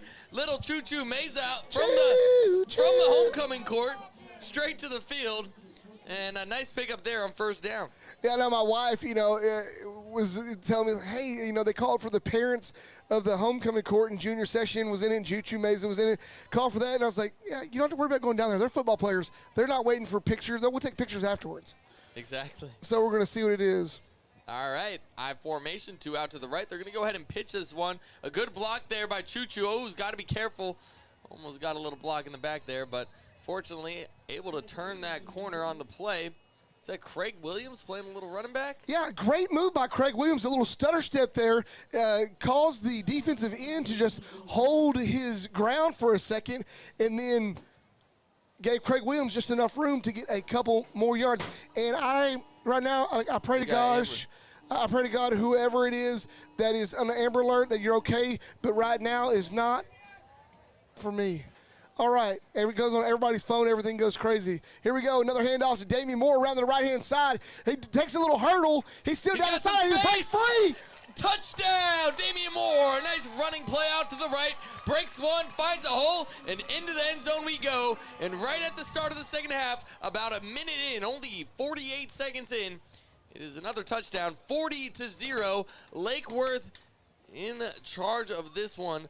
Bulldog defense can't hold it for long. Yeah, it's kind of crazy. You gotta in this game. You gotta be ready to call it because you never know what the Bullfrogs are gonna do. I mean, right here we were just in the middle of talking, and you gotta run right into it. And hey, we're not the greatest people in the world, but just like that, Polito kicks through. No, is that Emiliano another Gonzalez? One. Emiliano Gonzalez. First one of the year. First one of the year. All Super right. excited for that kid. Get a chance to kick him one. We saw one. Actually, I think we saw Emilio kick one a couple weeks ago. When we were beaten pretty handily because, I think Polito took a little bit of a break. You're right. It was 2 weeks ago. Yeah, I started losing track of time here. Losing track of time because Bullfrogs they're just doing amazing right now. Right now the thing that's kind of got me in a little bit of a tizzy when it comes to the Bullfrogs, it really doesn't mean anything. Media nowadays, I guess we're considered some type of media, I guess. Homer media, I guess. But, there's the Fort Worth football or whatever it is around here. There's something going on, trying to say something about, Lake Worth, somebody's, a conversation. Who knows who the people are. Have a conversation. Well, is Lake Worth's schedule padded? Well, I don't know. You tell me. The polls had the Bullfrogs losing to Sanger by 23. The polls had the Bullfrogs losing to Joshua by 14. And the Bullfrogs won. Yeah. So, it is what it is. Good homecoming game for the Bullfrogs. Here we go. Kickoff. Kick. Wow, nice little flat kicker there. And brought right down the middle. He's got some space. A big hit there. That was number 3, Anthony Moreno, finally coming up with some contact. Quick shout out. I don't know if you were here earlier, but there's my father, Business Aviation Solutions, coming in. Hey, Dad, how you doing out there in Georgia watching the game? Well, yeah. Georgia. I lived there for 3.5 years. That's right. We were talking about that earlier. It's a good place to be. I like it. I like Georgia. Yeah, they like their football out there, too. Oh, yeah. I tell you what, I try to tell these kids, there's nothing like going to a Georgia game or an Alabama game. Oh, yeah. Or even an Auburn game. Just sit outside the stadium. Don't even go in. You can feel it from outside the stadium. It's crazy. Hey, my stepsister goes to Bama. Hey, maybe one day I'll get out there on our bye week. But here we go. Trips out to the left. Pistol formation in the backfield. And the handoff here, it's a gain of approximately 1 on the play after the spot. As again, that steel wall. Bullfrogs impenetrable tonight. Raul Alvarez and Brian Neal just closed the hole there, giving up only about 1 yard on that play. It's just a phenomenal job they're doing right now. This is what you expect to be done. The thing about it is you can expect one thing, and then to meet those expectations is another, and then to exceed those expectations is another. Right now, still a donut on the scoreboard. Bullfrogs are winning 41-0, 10-20 and counting left in the third quarter. The D-line shifts back to the left. Dropping back, they take a shot here. It almost is picked off by number 16, Craig Williams. And again, to reiterate that score, I know you guys saw that. Jamie in the chat, 41-0. Yes, you heard that correctly. 41-0 with about 2 minutes eclipsed here in the second half. Yeah, I think they're Craig Williams and Avington were both kind of fought over that one just a little bit. They didn't know which one was which. That's Cornell Avington. I think his shoe got stepped on and came loose. He had to run off the field right quick after at the end of that one. Venus going to line up. 2 split out to the right, 1 to the left. And here we go. And the snap's there. They throw it out, and oh, man, it looks like he just even threw that to Craig. He's got the pick now. He's down near the goal line. He's still on his feet, and he gets there. Will they mark him in? I believe they will. It is a touchdown. Craig Williams takes the pick for 6. Man, oh, man, I didn't know if they were going to call him in, but great job by Craig Williams there. They called him in. It almost looked like his shoulder touched down at the half-centimeter line, but they called him in. What a great job. You're just waiting for that to happen. He's batted down a couple already, and for that, he said, 3rd time's a charm, baby. Let's take it to the house.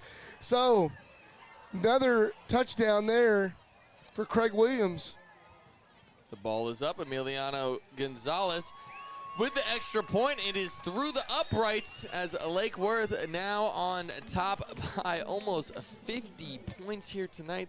An absolute offensive onslaught here by the Bullfrogs as they take on the Bulldogs. Yeah, 48-0. I'm going to say it here. You know, there's a lot of time in the 3rd and the 4th. Bullfrogs have this under control. Now it's a matter of, this is the thing that people don't see in a game, right? And, you know, knock on wood, rub my cross, Jesus, I love you. This is the thing where people don't realize when it's out of hand like this. What you're trying to get out of the game with is you're trying to get out of the game healthy. Yep. You're trying to get out of the game with having some extra knowledge, your 2s and 3s getting some reps. And actually being able to give a better look to all your guys. Live action is what you want your younger guys to see on the varsity level. Venus still very much plays at varsity speed. It just so happens to be the Bullfrog team is just quite a bit more crisp and very senior and junior heavy laden. So they are really doing a great job at putting themselves in the right position. Oh, look at this. We even got a dog out here tonight here at homecoming. We got a dog. Right here. Oh, I see it. See in the stands. Huh? Doggy looks like he's tired. Yeah, he's like, oh, man. Doggy, we got to go to Waffle House after this. Come on now. I know. Follow Coach Denman down to Waffle House after every W. And an interesting little stutter step from Emiliano. And they're going to go, oh, this one's muffed. Frogs are going to fall on, I believe, still recovered by Venus there. But, yeah, you know, like you were saying, Joey. I'm not sure. Oh, maybe. I don't. Oh, wow. Somehow, some way. Oh, man, may I be corrected. It looked Number like Venus. 10. Number 10 It's for Daryl the Bullfrogs. Daryl Jones. Daryl Jones comes up with the ball. What a great job. Those are the things that I'm talking about when you come out of it. I'm watching it again on the replay. When you pull when you pull out what you can out of this game, and he just pulled the ball out right there. But when you're trying to withdraw from this game, what you can draw is your special teams executing, your seconds and your thirds getting out there and getting reps. That right there just shows you the Bullfrogs special teams, they're out for blood too. They want to be seen. They want to know what's going on, and there's a timeout called by the Bullfrogs as there was a little personnel change in there. Dante Reese. Just to give you guys a little insight, I know I was talking a lot there, but give you guys a little insight that last play, the strategy behind calling a timeout right there. Bullfrogs are up. Everybody wants to know. The Bullfrogs had already broken the huddle, and they had one too many guys on the field. So before he crossed the numbers, they went ahead and called the timeout. Lots of times referees will watch, and they'll give a runner enough time to get across the numbers. Once he steps outside the numbers, then they'll throw the flag on 12 men. Cornell Klubu, it looked like it was a mix-up in the actual personnel, and Cornell Klubu was trying to run off field, and right before he crossed the numbers, his timeout was called.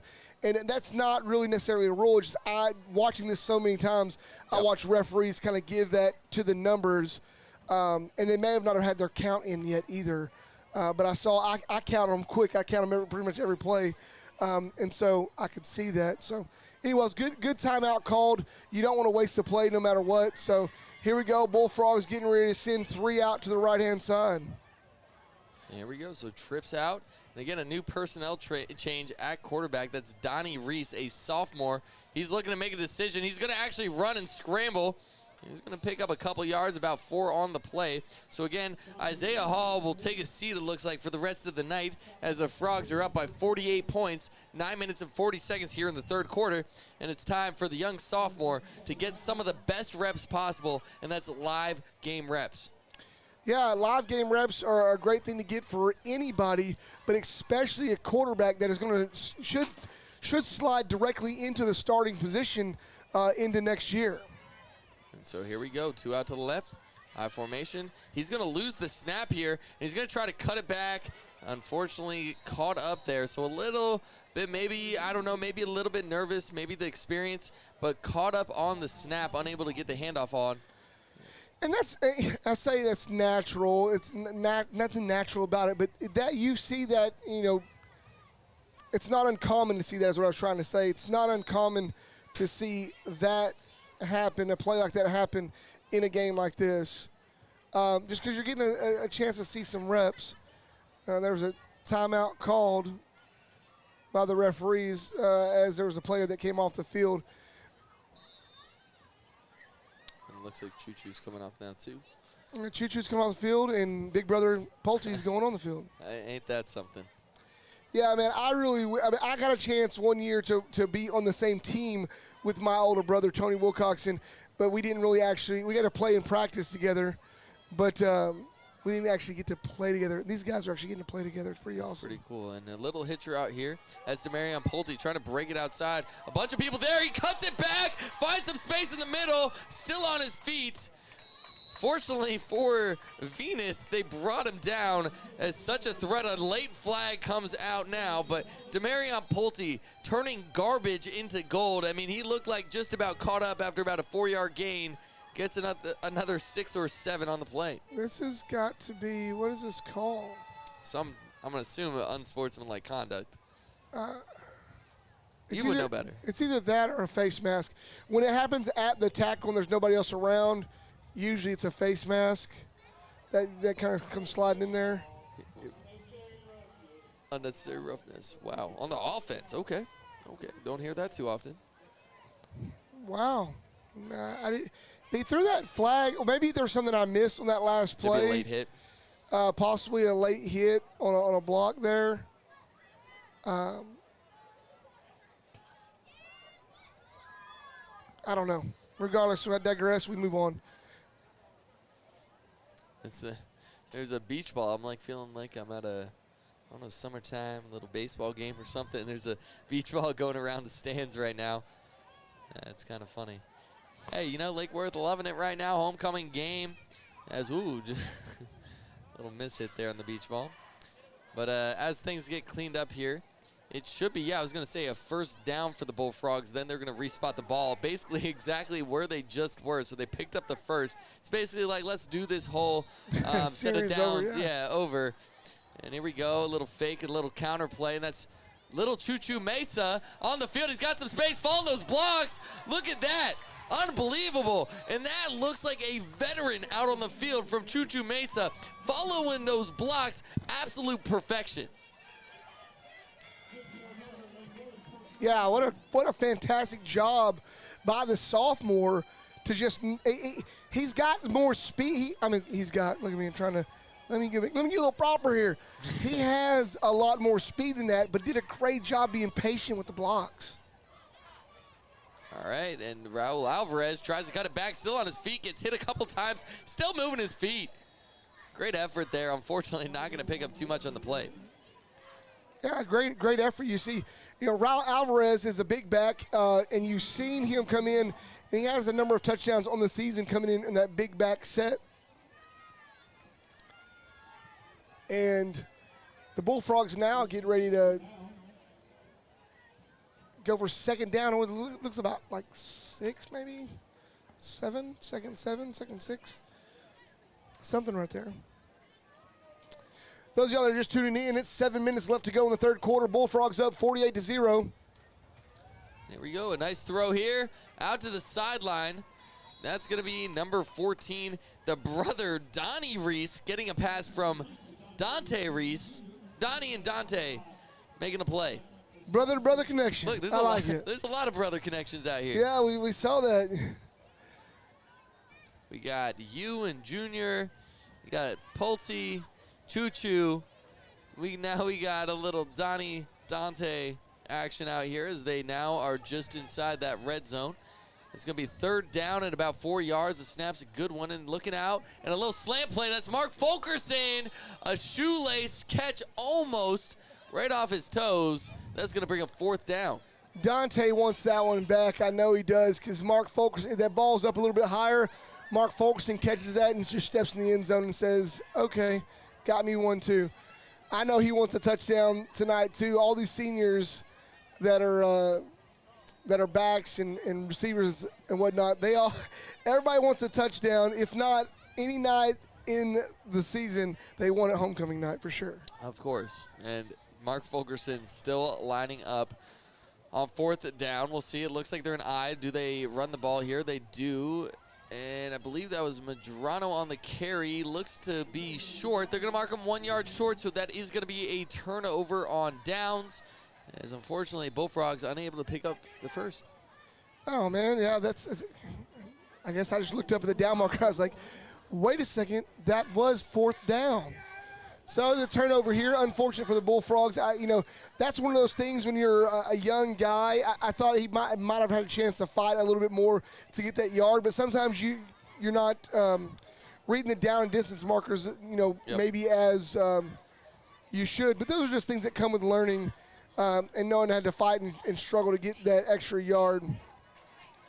But great job by Medrano. Is his first carry of the night, end with positive yards.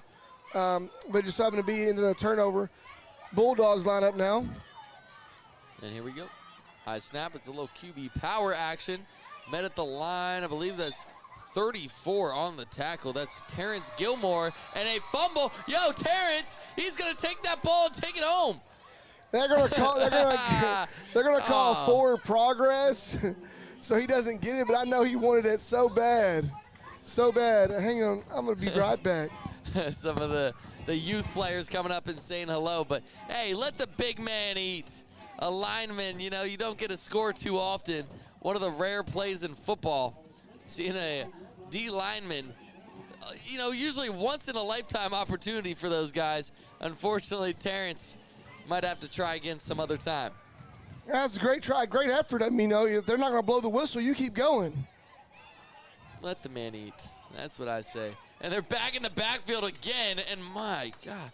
Trey Stevens, as he likes to be called, in on the tackle as well on that one. Yeah, him, Torres, also Gilmore.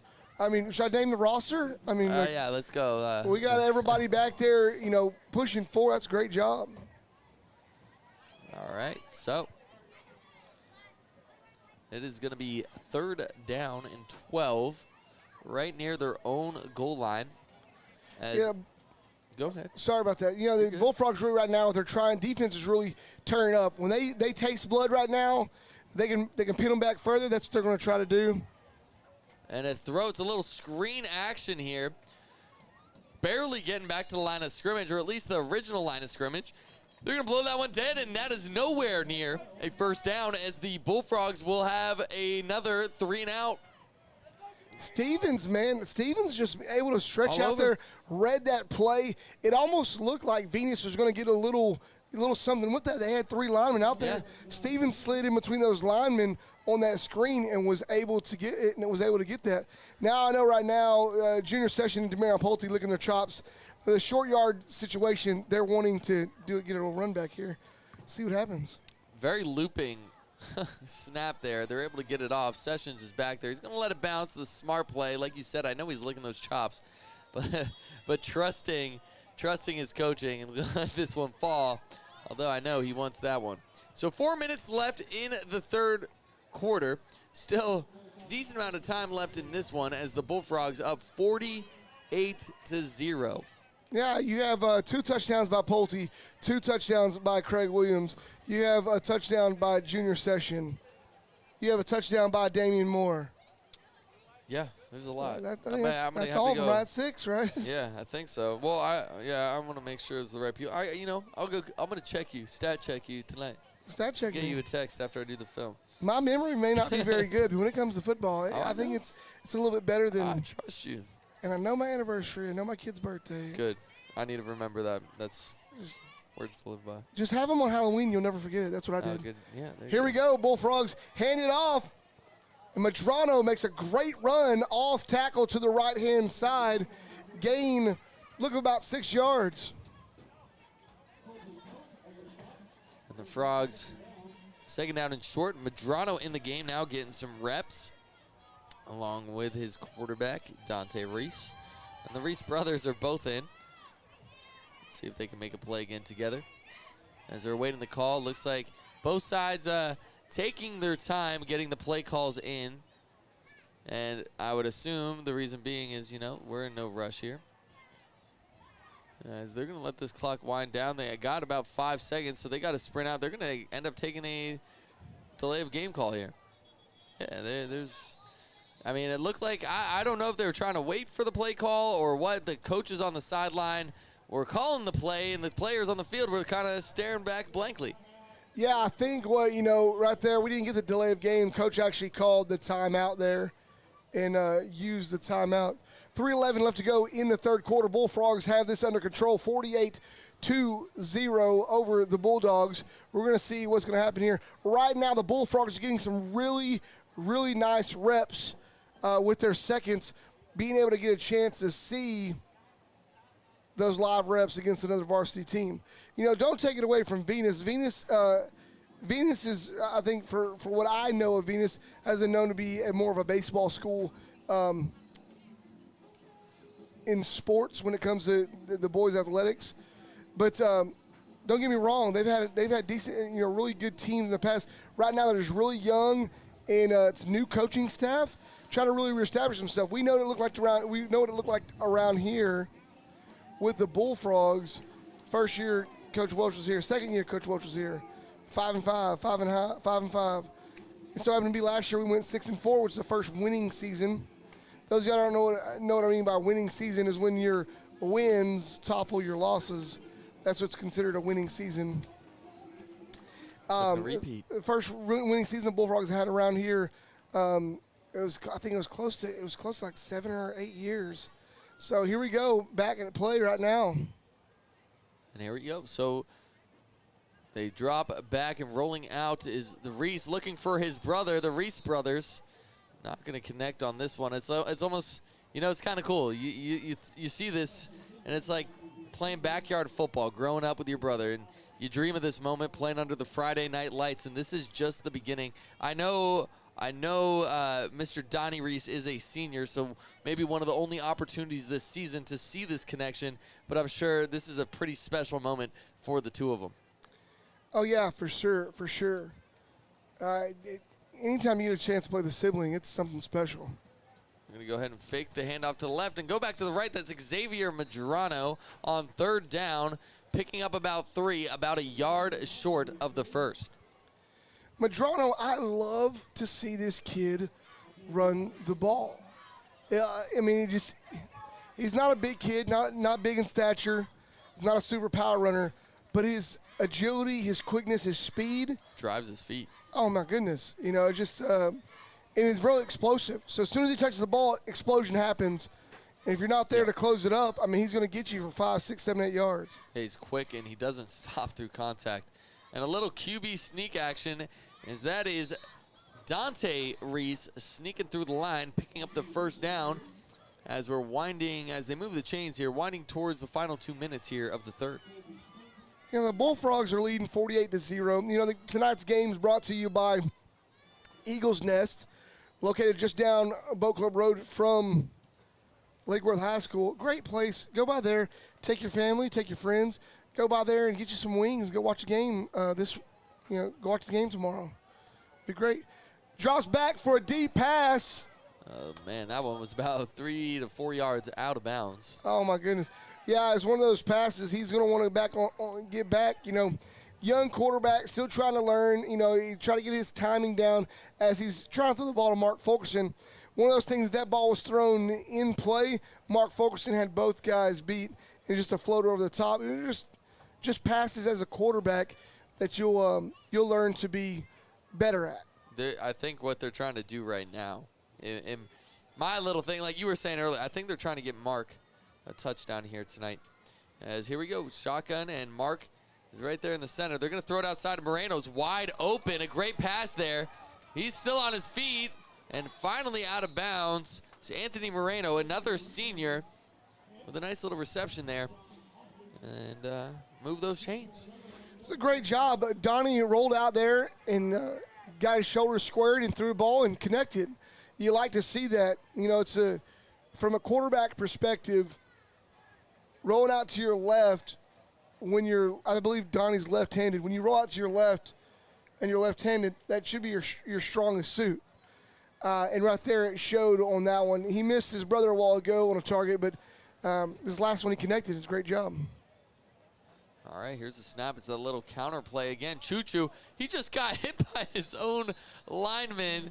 And I believe, man, trying to give him a little push there was James Bess. Was taking down his own player. Yeah, James Bess is it. I'll watch that again. Just so yeah. Yeah, he's trying to fight through his block, and Choo-Choo ran in between him and the guy he was chasing down, and so got a little push down there. Hey, James wanted to tackle on the stat sheet tonight. And another handoff. That's Medrano, but he's met stoutly by a linebacker from Venus. But enough for the first down. It looks like they're going to go ahead and move those chains. Yeah. That's the thing. That's the thing about Medrano. As I was saying a while ago, you know, and that's going to bring us down to the end of the third quarter, and right into the top of the fourth. The Bullfrogs lead 48-0 over the Venus Bulldogs. But like I was saying earlier about Medrano, what's great about him is that burst of speed. He's into the second level that quick and chews up 3, 4, 5, 6 yards in just a blink of an eye. I imagine with another off season going into his senior year, the weight room's going to be a little more serious.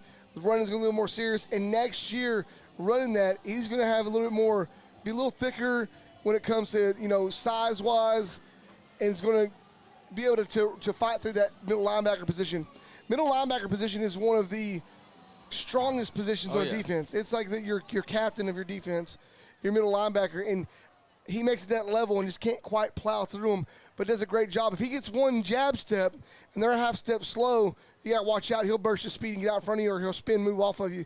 Great kid, great kid to watch, and so I'm excited about him as we'll get another year with him next year. You know, it's interesting because, you know, you tend to see him used by the coaching staff here as kind of like that seal the game kind of guy. And, you know, sometimes you might look at that, hey, he's coming in late, why isn't he starting?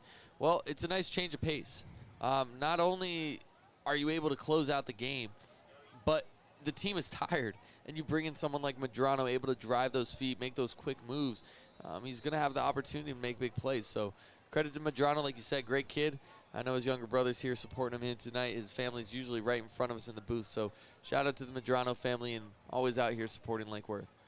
Yeah, and like you were saying there, you know, that's one thing a tired defense that's getting beat down hates to see. Is somebody come in that's got like all the energy in the world. It's like, oh my gosh, my goodness, this guy right here, like, oh, somebody please stop him. And Medrano brings that tempo and keeps it at a high level for the Bullfrogs. And here they go. They're going to go two backs along with Mr. Reese in the backfield. And they're going to drop back and throw. They're going to take a shot here. It's behind. It's an interception. Trying to find his brother. That was Dante trying to connect with Donnie. And the throw is behind on a slant route. That's going to be picked off. Yeah, that's unfortunate because Mark Fulkerson on the right-hand side had his guy beat pretty heavily. It's one of those things, you know, young quarterback, he's learning, trying to get, you know, Bullfrogs right now have a sophomore as their backup quarterback, which means Next year, you're going to have a junior quarterback, which means you should have him for 2 years. So, developing him now is important to work through interceptions, to work through adjustments, to work through your progressions. Those are things that they're working on right now, and there's not a better time to work on it than right now when you have it under control. All right, well, defense will come back out here, 11-50 in the fourth. Final quarter of play as Venus just looking to get some reps out here.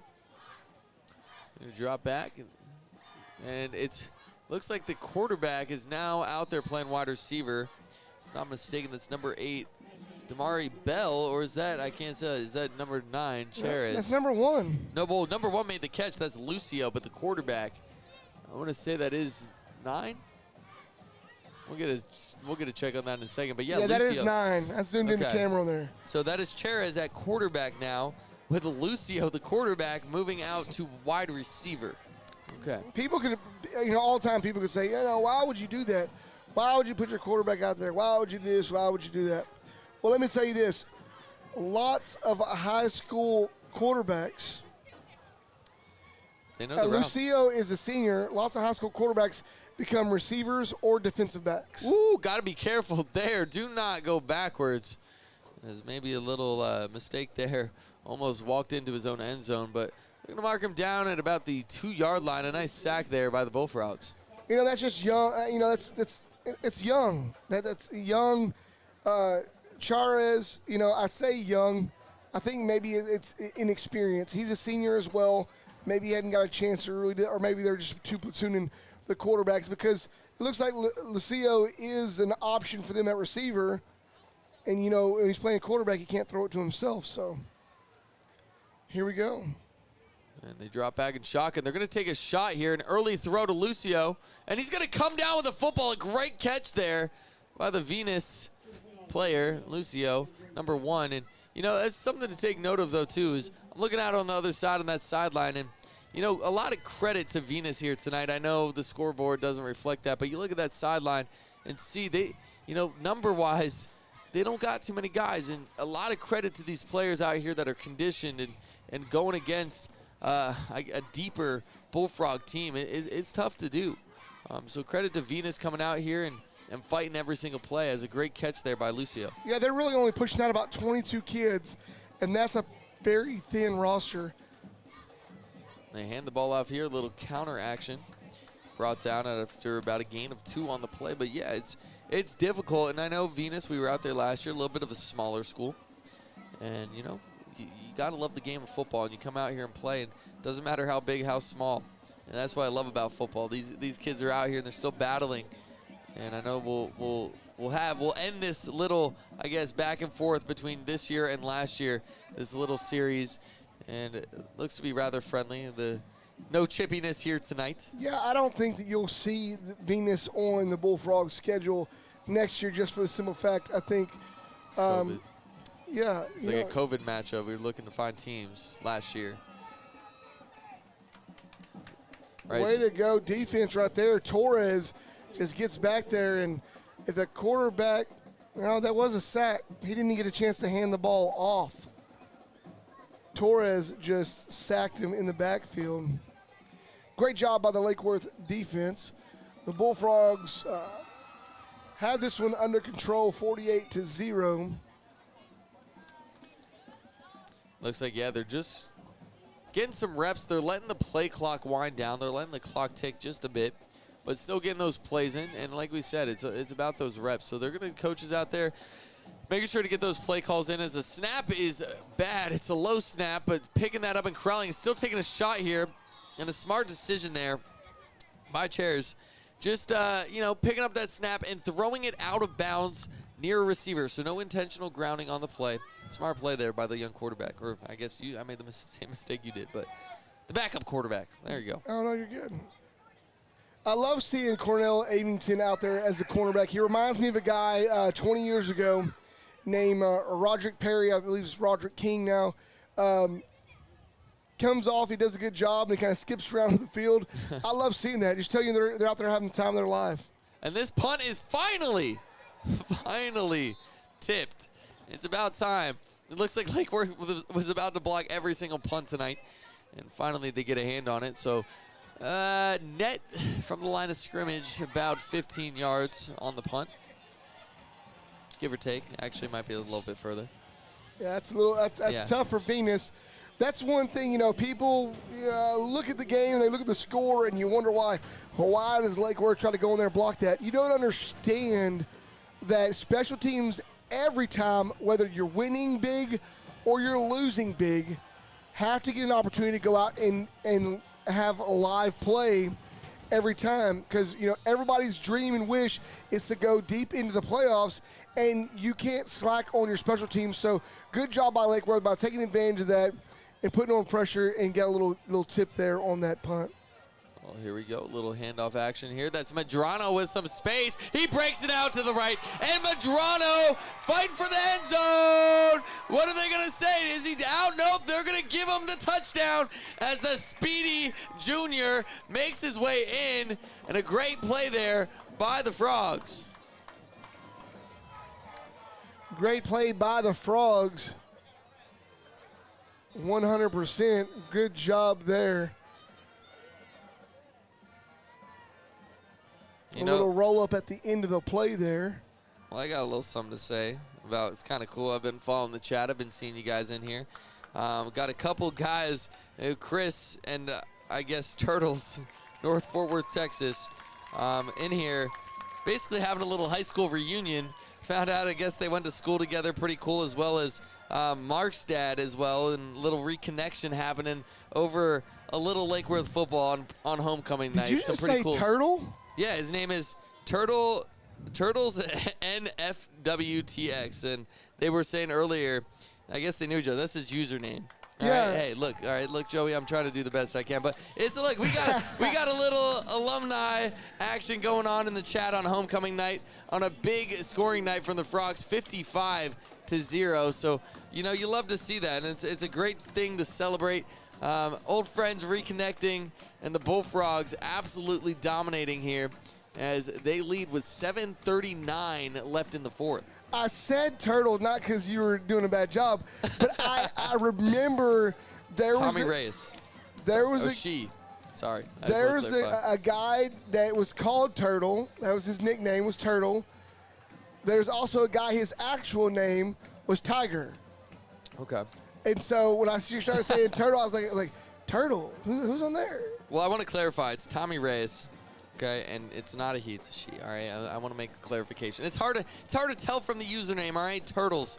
You know, it could be anybody. So appreciate you guys tuning in. Pretty cool situation got going on as Lake Worth did kick the extra point, and we are on to the kickoff. And it looks like Polito is back on the field. So little new kicking action for us. Polito is like, hey, I want my job back. Unless Venus starts to run the clock out, there's a high possibility the Bullfrogs are going to score one or two more times, possibly three. Not to rub the score in, but just because our number twos are really good. Just being honest. And they're going to actually return this kick. He's got some space down the sideline. Polito trying to make the tackle, not going to get there. Unfortunately, there goes the donut for tomorrow morning, just like that. A pooch kick out to the right. No fair catch on the play. Venus will run this one back for 6. And you know what? For Venus, that is a huge victory. And I'm not laughing at that. I'm saying that's a huge victory. When you're getting blown out to pull out off another thing I was talking about a while ago, special teams. You want your special teams to go out every time doing their job. Block a field goal, block a punt, return a punt, return a kickoff. And Venus just did that. Oh, yeah. And so, shout out Victor. What's up, Victor? Big shout out to you as well. Thank you for tuning in. And Ryan, good night, man. I appreciate you tuning in. I saw a quick little comment I want to respond to. It said, who will be the test this year? You know, Lake Worth went to a new district last year. We are not in district play currently. And I think any team that we play in those district games is going to be our challenge. Look, Lake Worth is playing phenomenal right now. And that's 100% being honest with you. They're playing some of the best football I've ever watched from this team. But that being said, they will be challenged by their district games. Teams like currently ranked in 4A Division 1, Springtown, last time I checked, was ranked at number 4. Lake Worth has been around between 24. They were 26 earlier this week. They got bumped back to, I believe, now 27 for 4A Division 1. So a little bit of a gap there, but the point I'm trying to make here, they've been moving up in those rankings, Lake Worth has. And Springtown's up there near the top. And there's other teams, Burke, Burnett, Hershey. There's some teams out there that are going to give us a run for our money. But here's the news, guys. Lake Worth is going to compete this year no matter what. I don't think there's going to be a game this year that the Lake Worth Bullfrogs will ever worry about winning. As number 1, Lucio back in the game at quarterback, trying to go for 2, but the Bullfrogs doing an excellent job of wrapping them up. But long story short, I'm excited because this is the first time watching these Lake Worth Bullfrogs where I can honestly say every game we play, I can expect a win. Yeah, I couldn't have said it better myself. People ask who the challenge is. I think the last time Lake Worth might have been 4-0, it might have been 2005. I know somebody just commented that on the schedule on the YouTube page. I believe it was 2005. I think it was the same year. We just broke into the last time we were 3-0 was 2005. So I imagine somewhere around there. I have to look at the schedules. If it wasn't 2005, then it would go back to 2002, 2001, 2002 season when they went 10-0. And that was the year after I graduated. But what we're looking at here, where the Bullfrogs are in a situation right now, is that the Bullfrogs will go into next week playing Dallas Pinkston.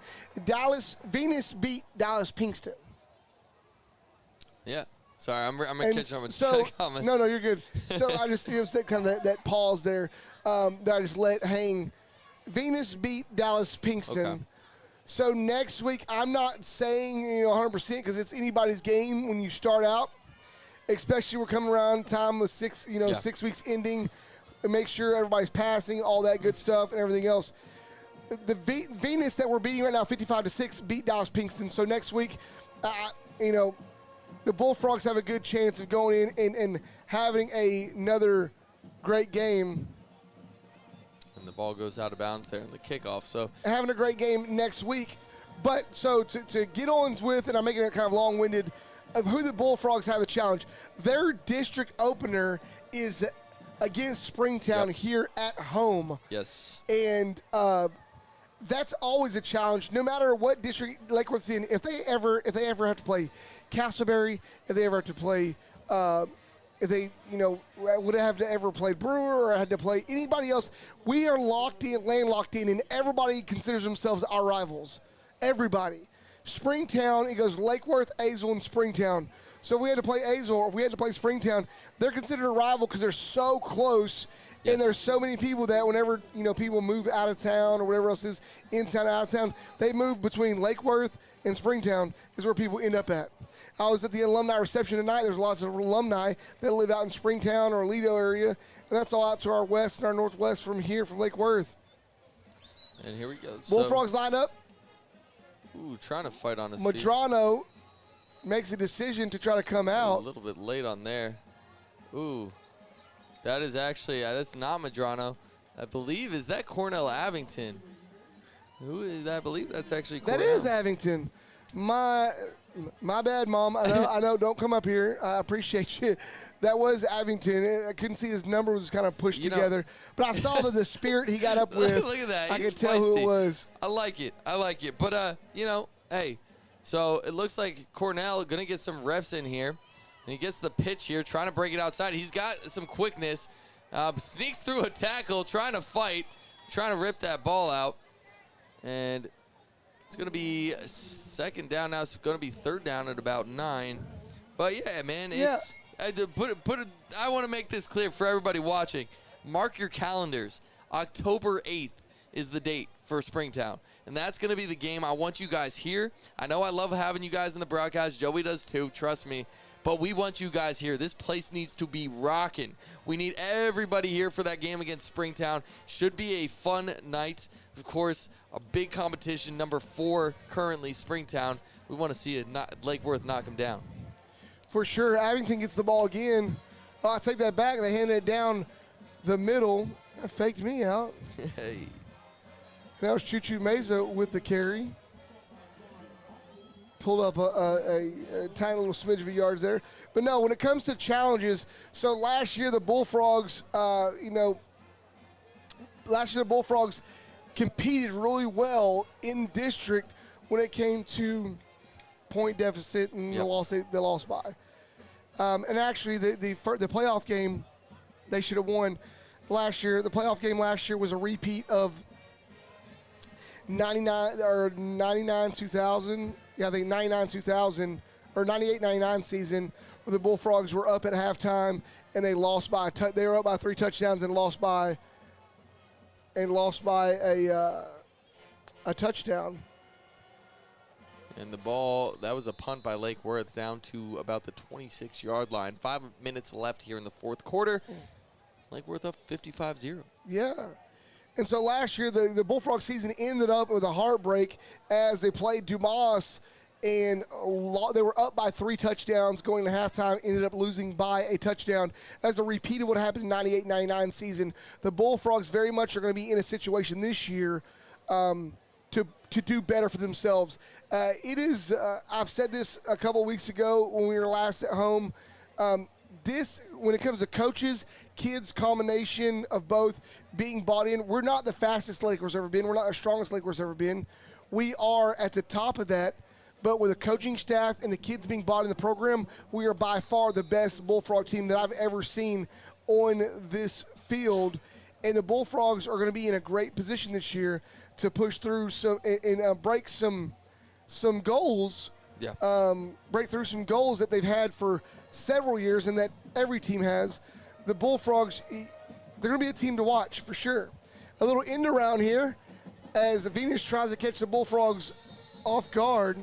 Couple of things I want to touch on. Pretty cool. Chris McMullen has given us some of that Lake Worth history every time he's tuning in, especially in these games. I get to talk about it. But he was mentioning they had South Lake Carroll in the district when he was at Lake Worth. So he said, can you imagine how those games went? But real quick, before you touch on that, shout out to Kenneth and Pedro. Thank you guys for tuning in to my students. But yeah, what do you guys say about that, Joe? Yeah, my dad says he recalls one of his most favorite games that he came to watch me play. I think I had 115 yards rushing, and we played South Lake Carroll, and our team absolutely dominated them. And back then, South Lake Carroll still is a big thing nowadays, and back then they were too. So to beat them was a big deal. Venus tries to hand it off in the backfield here. Bullfrogs just not letting up at all. That defensive line says, I don't care that it's 55-6. There's still 4 minutes left in this game. We're going to play it all the way through the final buzzer. So you like to see that from the Bullfrogs, really continuing to keep it turned up late in the game, regardless of the score. It's unfortunate that that donut was taken away. I think I even just said a second ago I was mistaken when I said 0, but I forgot about that little kickoff return. So that's unfortunate. But, Lake Worth, obviously a big win here. It's almost, I believe, if I'm not mistaken, I'm going to go ahead and actually look that up. This actually looks very familiar. The score from last year when we played at Venus. I think it was 50-0 last year. Let's go. That's consistent. It's pretty consistent. Venus, 53-6. 53-6. So we're right there about, wow, that's weird. Look at that. That's pretty close. 53-6, 50-0, 55-6. Hey, Hey, I like it. That's pretty cool. So 2 minutes. We're just under 3 minutes to go here in this ball game. Venus has the ball, looking to throw the ball. He throws it deep, trying to throw it over Abington. Great defense. No flag on the play. In his back hip. He has the ball, too. Look at him. He caught that. He was out of bounds. He caught the ball, but didn't catch it in bounds. What a great play. Lucio is a ball player. He's not giving up. He's been the starting quarterback for most of the game, but now is rotated out with number 9 for the Bulldogs, Gerardo Charez. You know, hey, Charez. I love Cornell, man. That kid has got heart. I just want to do a quick touch on him because I've mentioned him before, but I've coached him. I came up here over summer. I coached with the Lake Worth High School staff during fall camp, and the kid was brought up about a week before preseason, first preseason game. As we go here, another run goes up the middle and finally brought down at almost near that first down marker. And did you catch who that was on the play? It looked like Chuchu Meza. Okay, there you go. So, but what I wanted to touch on is this kid is a sophomore. I mean, he's going out there, he's playing a little running back, he's playing some shutdown corner, and the kid's making plays. He's having fun, he's settled in. This is his first varsity experience, his 4th game, and he's out there having fun. And you know, that shows those kids that are watching, some of my junior high guys. First of all, size isn't everything. You look at Cornell, he stands a little bit smaller than some of his opponents, but he goes out there, he plays hard on every single play. As the Frogs now enter into victory formation, they take the knee here. But the kid has had a phenomenal year so far, including some interceptions, and now getting some work out, even running back tonight. But Lake Worth, to touch on everything, what a night, Joey. Yeah, what a night. I would have to give a shout-out. That last run actually wasn't Chuchu Meza. That was actually the junior, Diego Valenzuela. Oh, wow. Look at and him. so, you know, you see the depth that Lake Worth has here. I think tonight the Bullfrogs definitely outplayed the Bulldogs 100%. In my personal opinion, if you're a Bulldog fan, I'm not apologetic about what I say in regard to the Bullfrogs. So I'm sorry, but not sorry. But what I'm saying is the Bullfrogs definitely outplayed the Bulldogs tonight. But what you're seeing from the Bullfrogs is you got a chance to see them really come out and execute. For a combination of the play calling to the focus of the players when it came out. I mean, the first 2 possessions the Bullfrogs touched the ball, it was 1 play and a touchdown, 1 play and a touchdown. Regardless of the other team you're going against, 1 play and a touchdown says a lot. And the Bullfrogs did that, I believe, 3 times tonight. And so it's been a great job. Standout player tonight, of course, you've seen a lot. And that was Demarion Pulte. The numbers will come out officially tomorrow, what he ended up with. But I think it's close to 150, 160-something yards and a couple few touchdowns. Phenomenal player, Isaiah Hall with a great game. The big shout-out, though, number 1, top of the list goes out to 2 sets of players, and that's the offensive line and defensive line.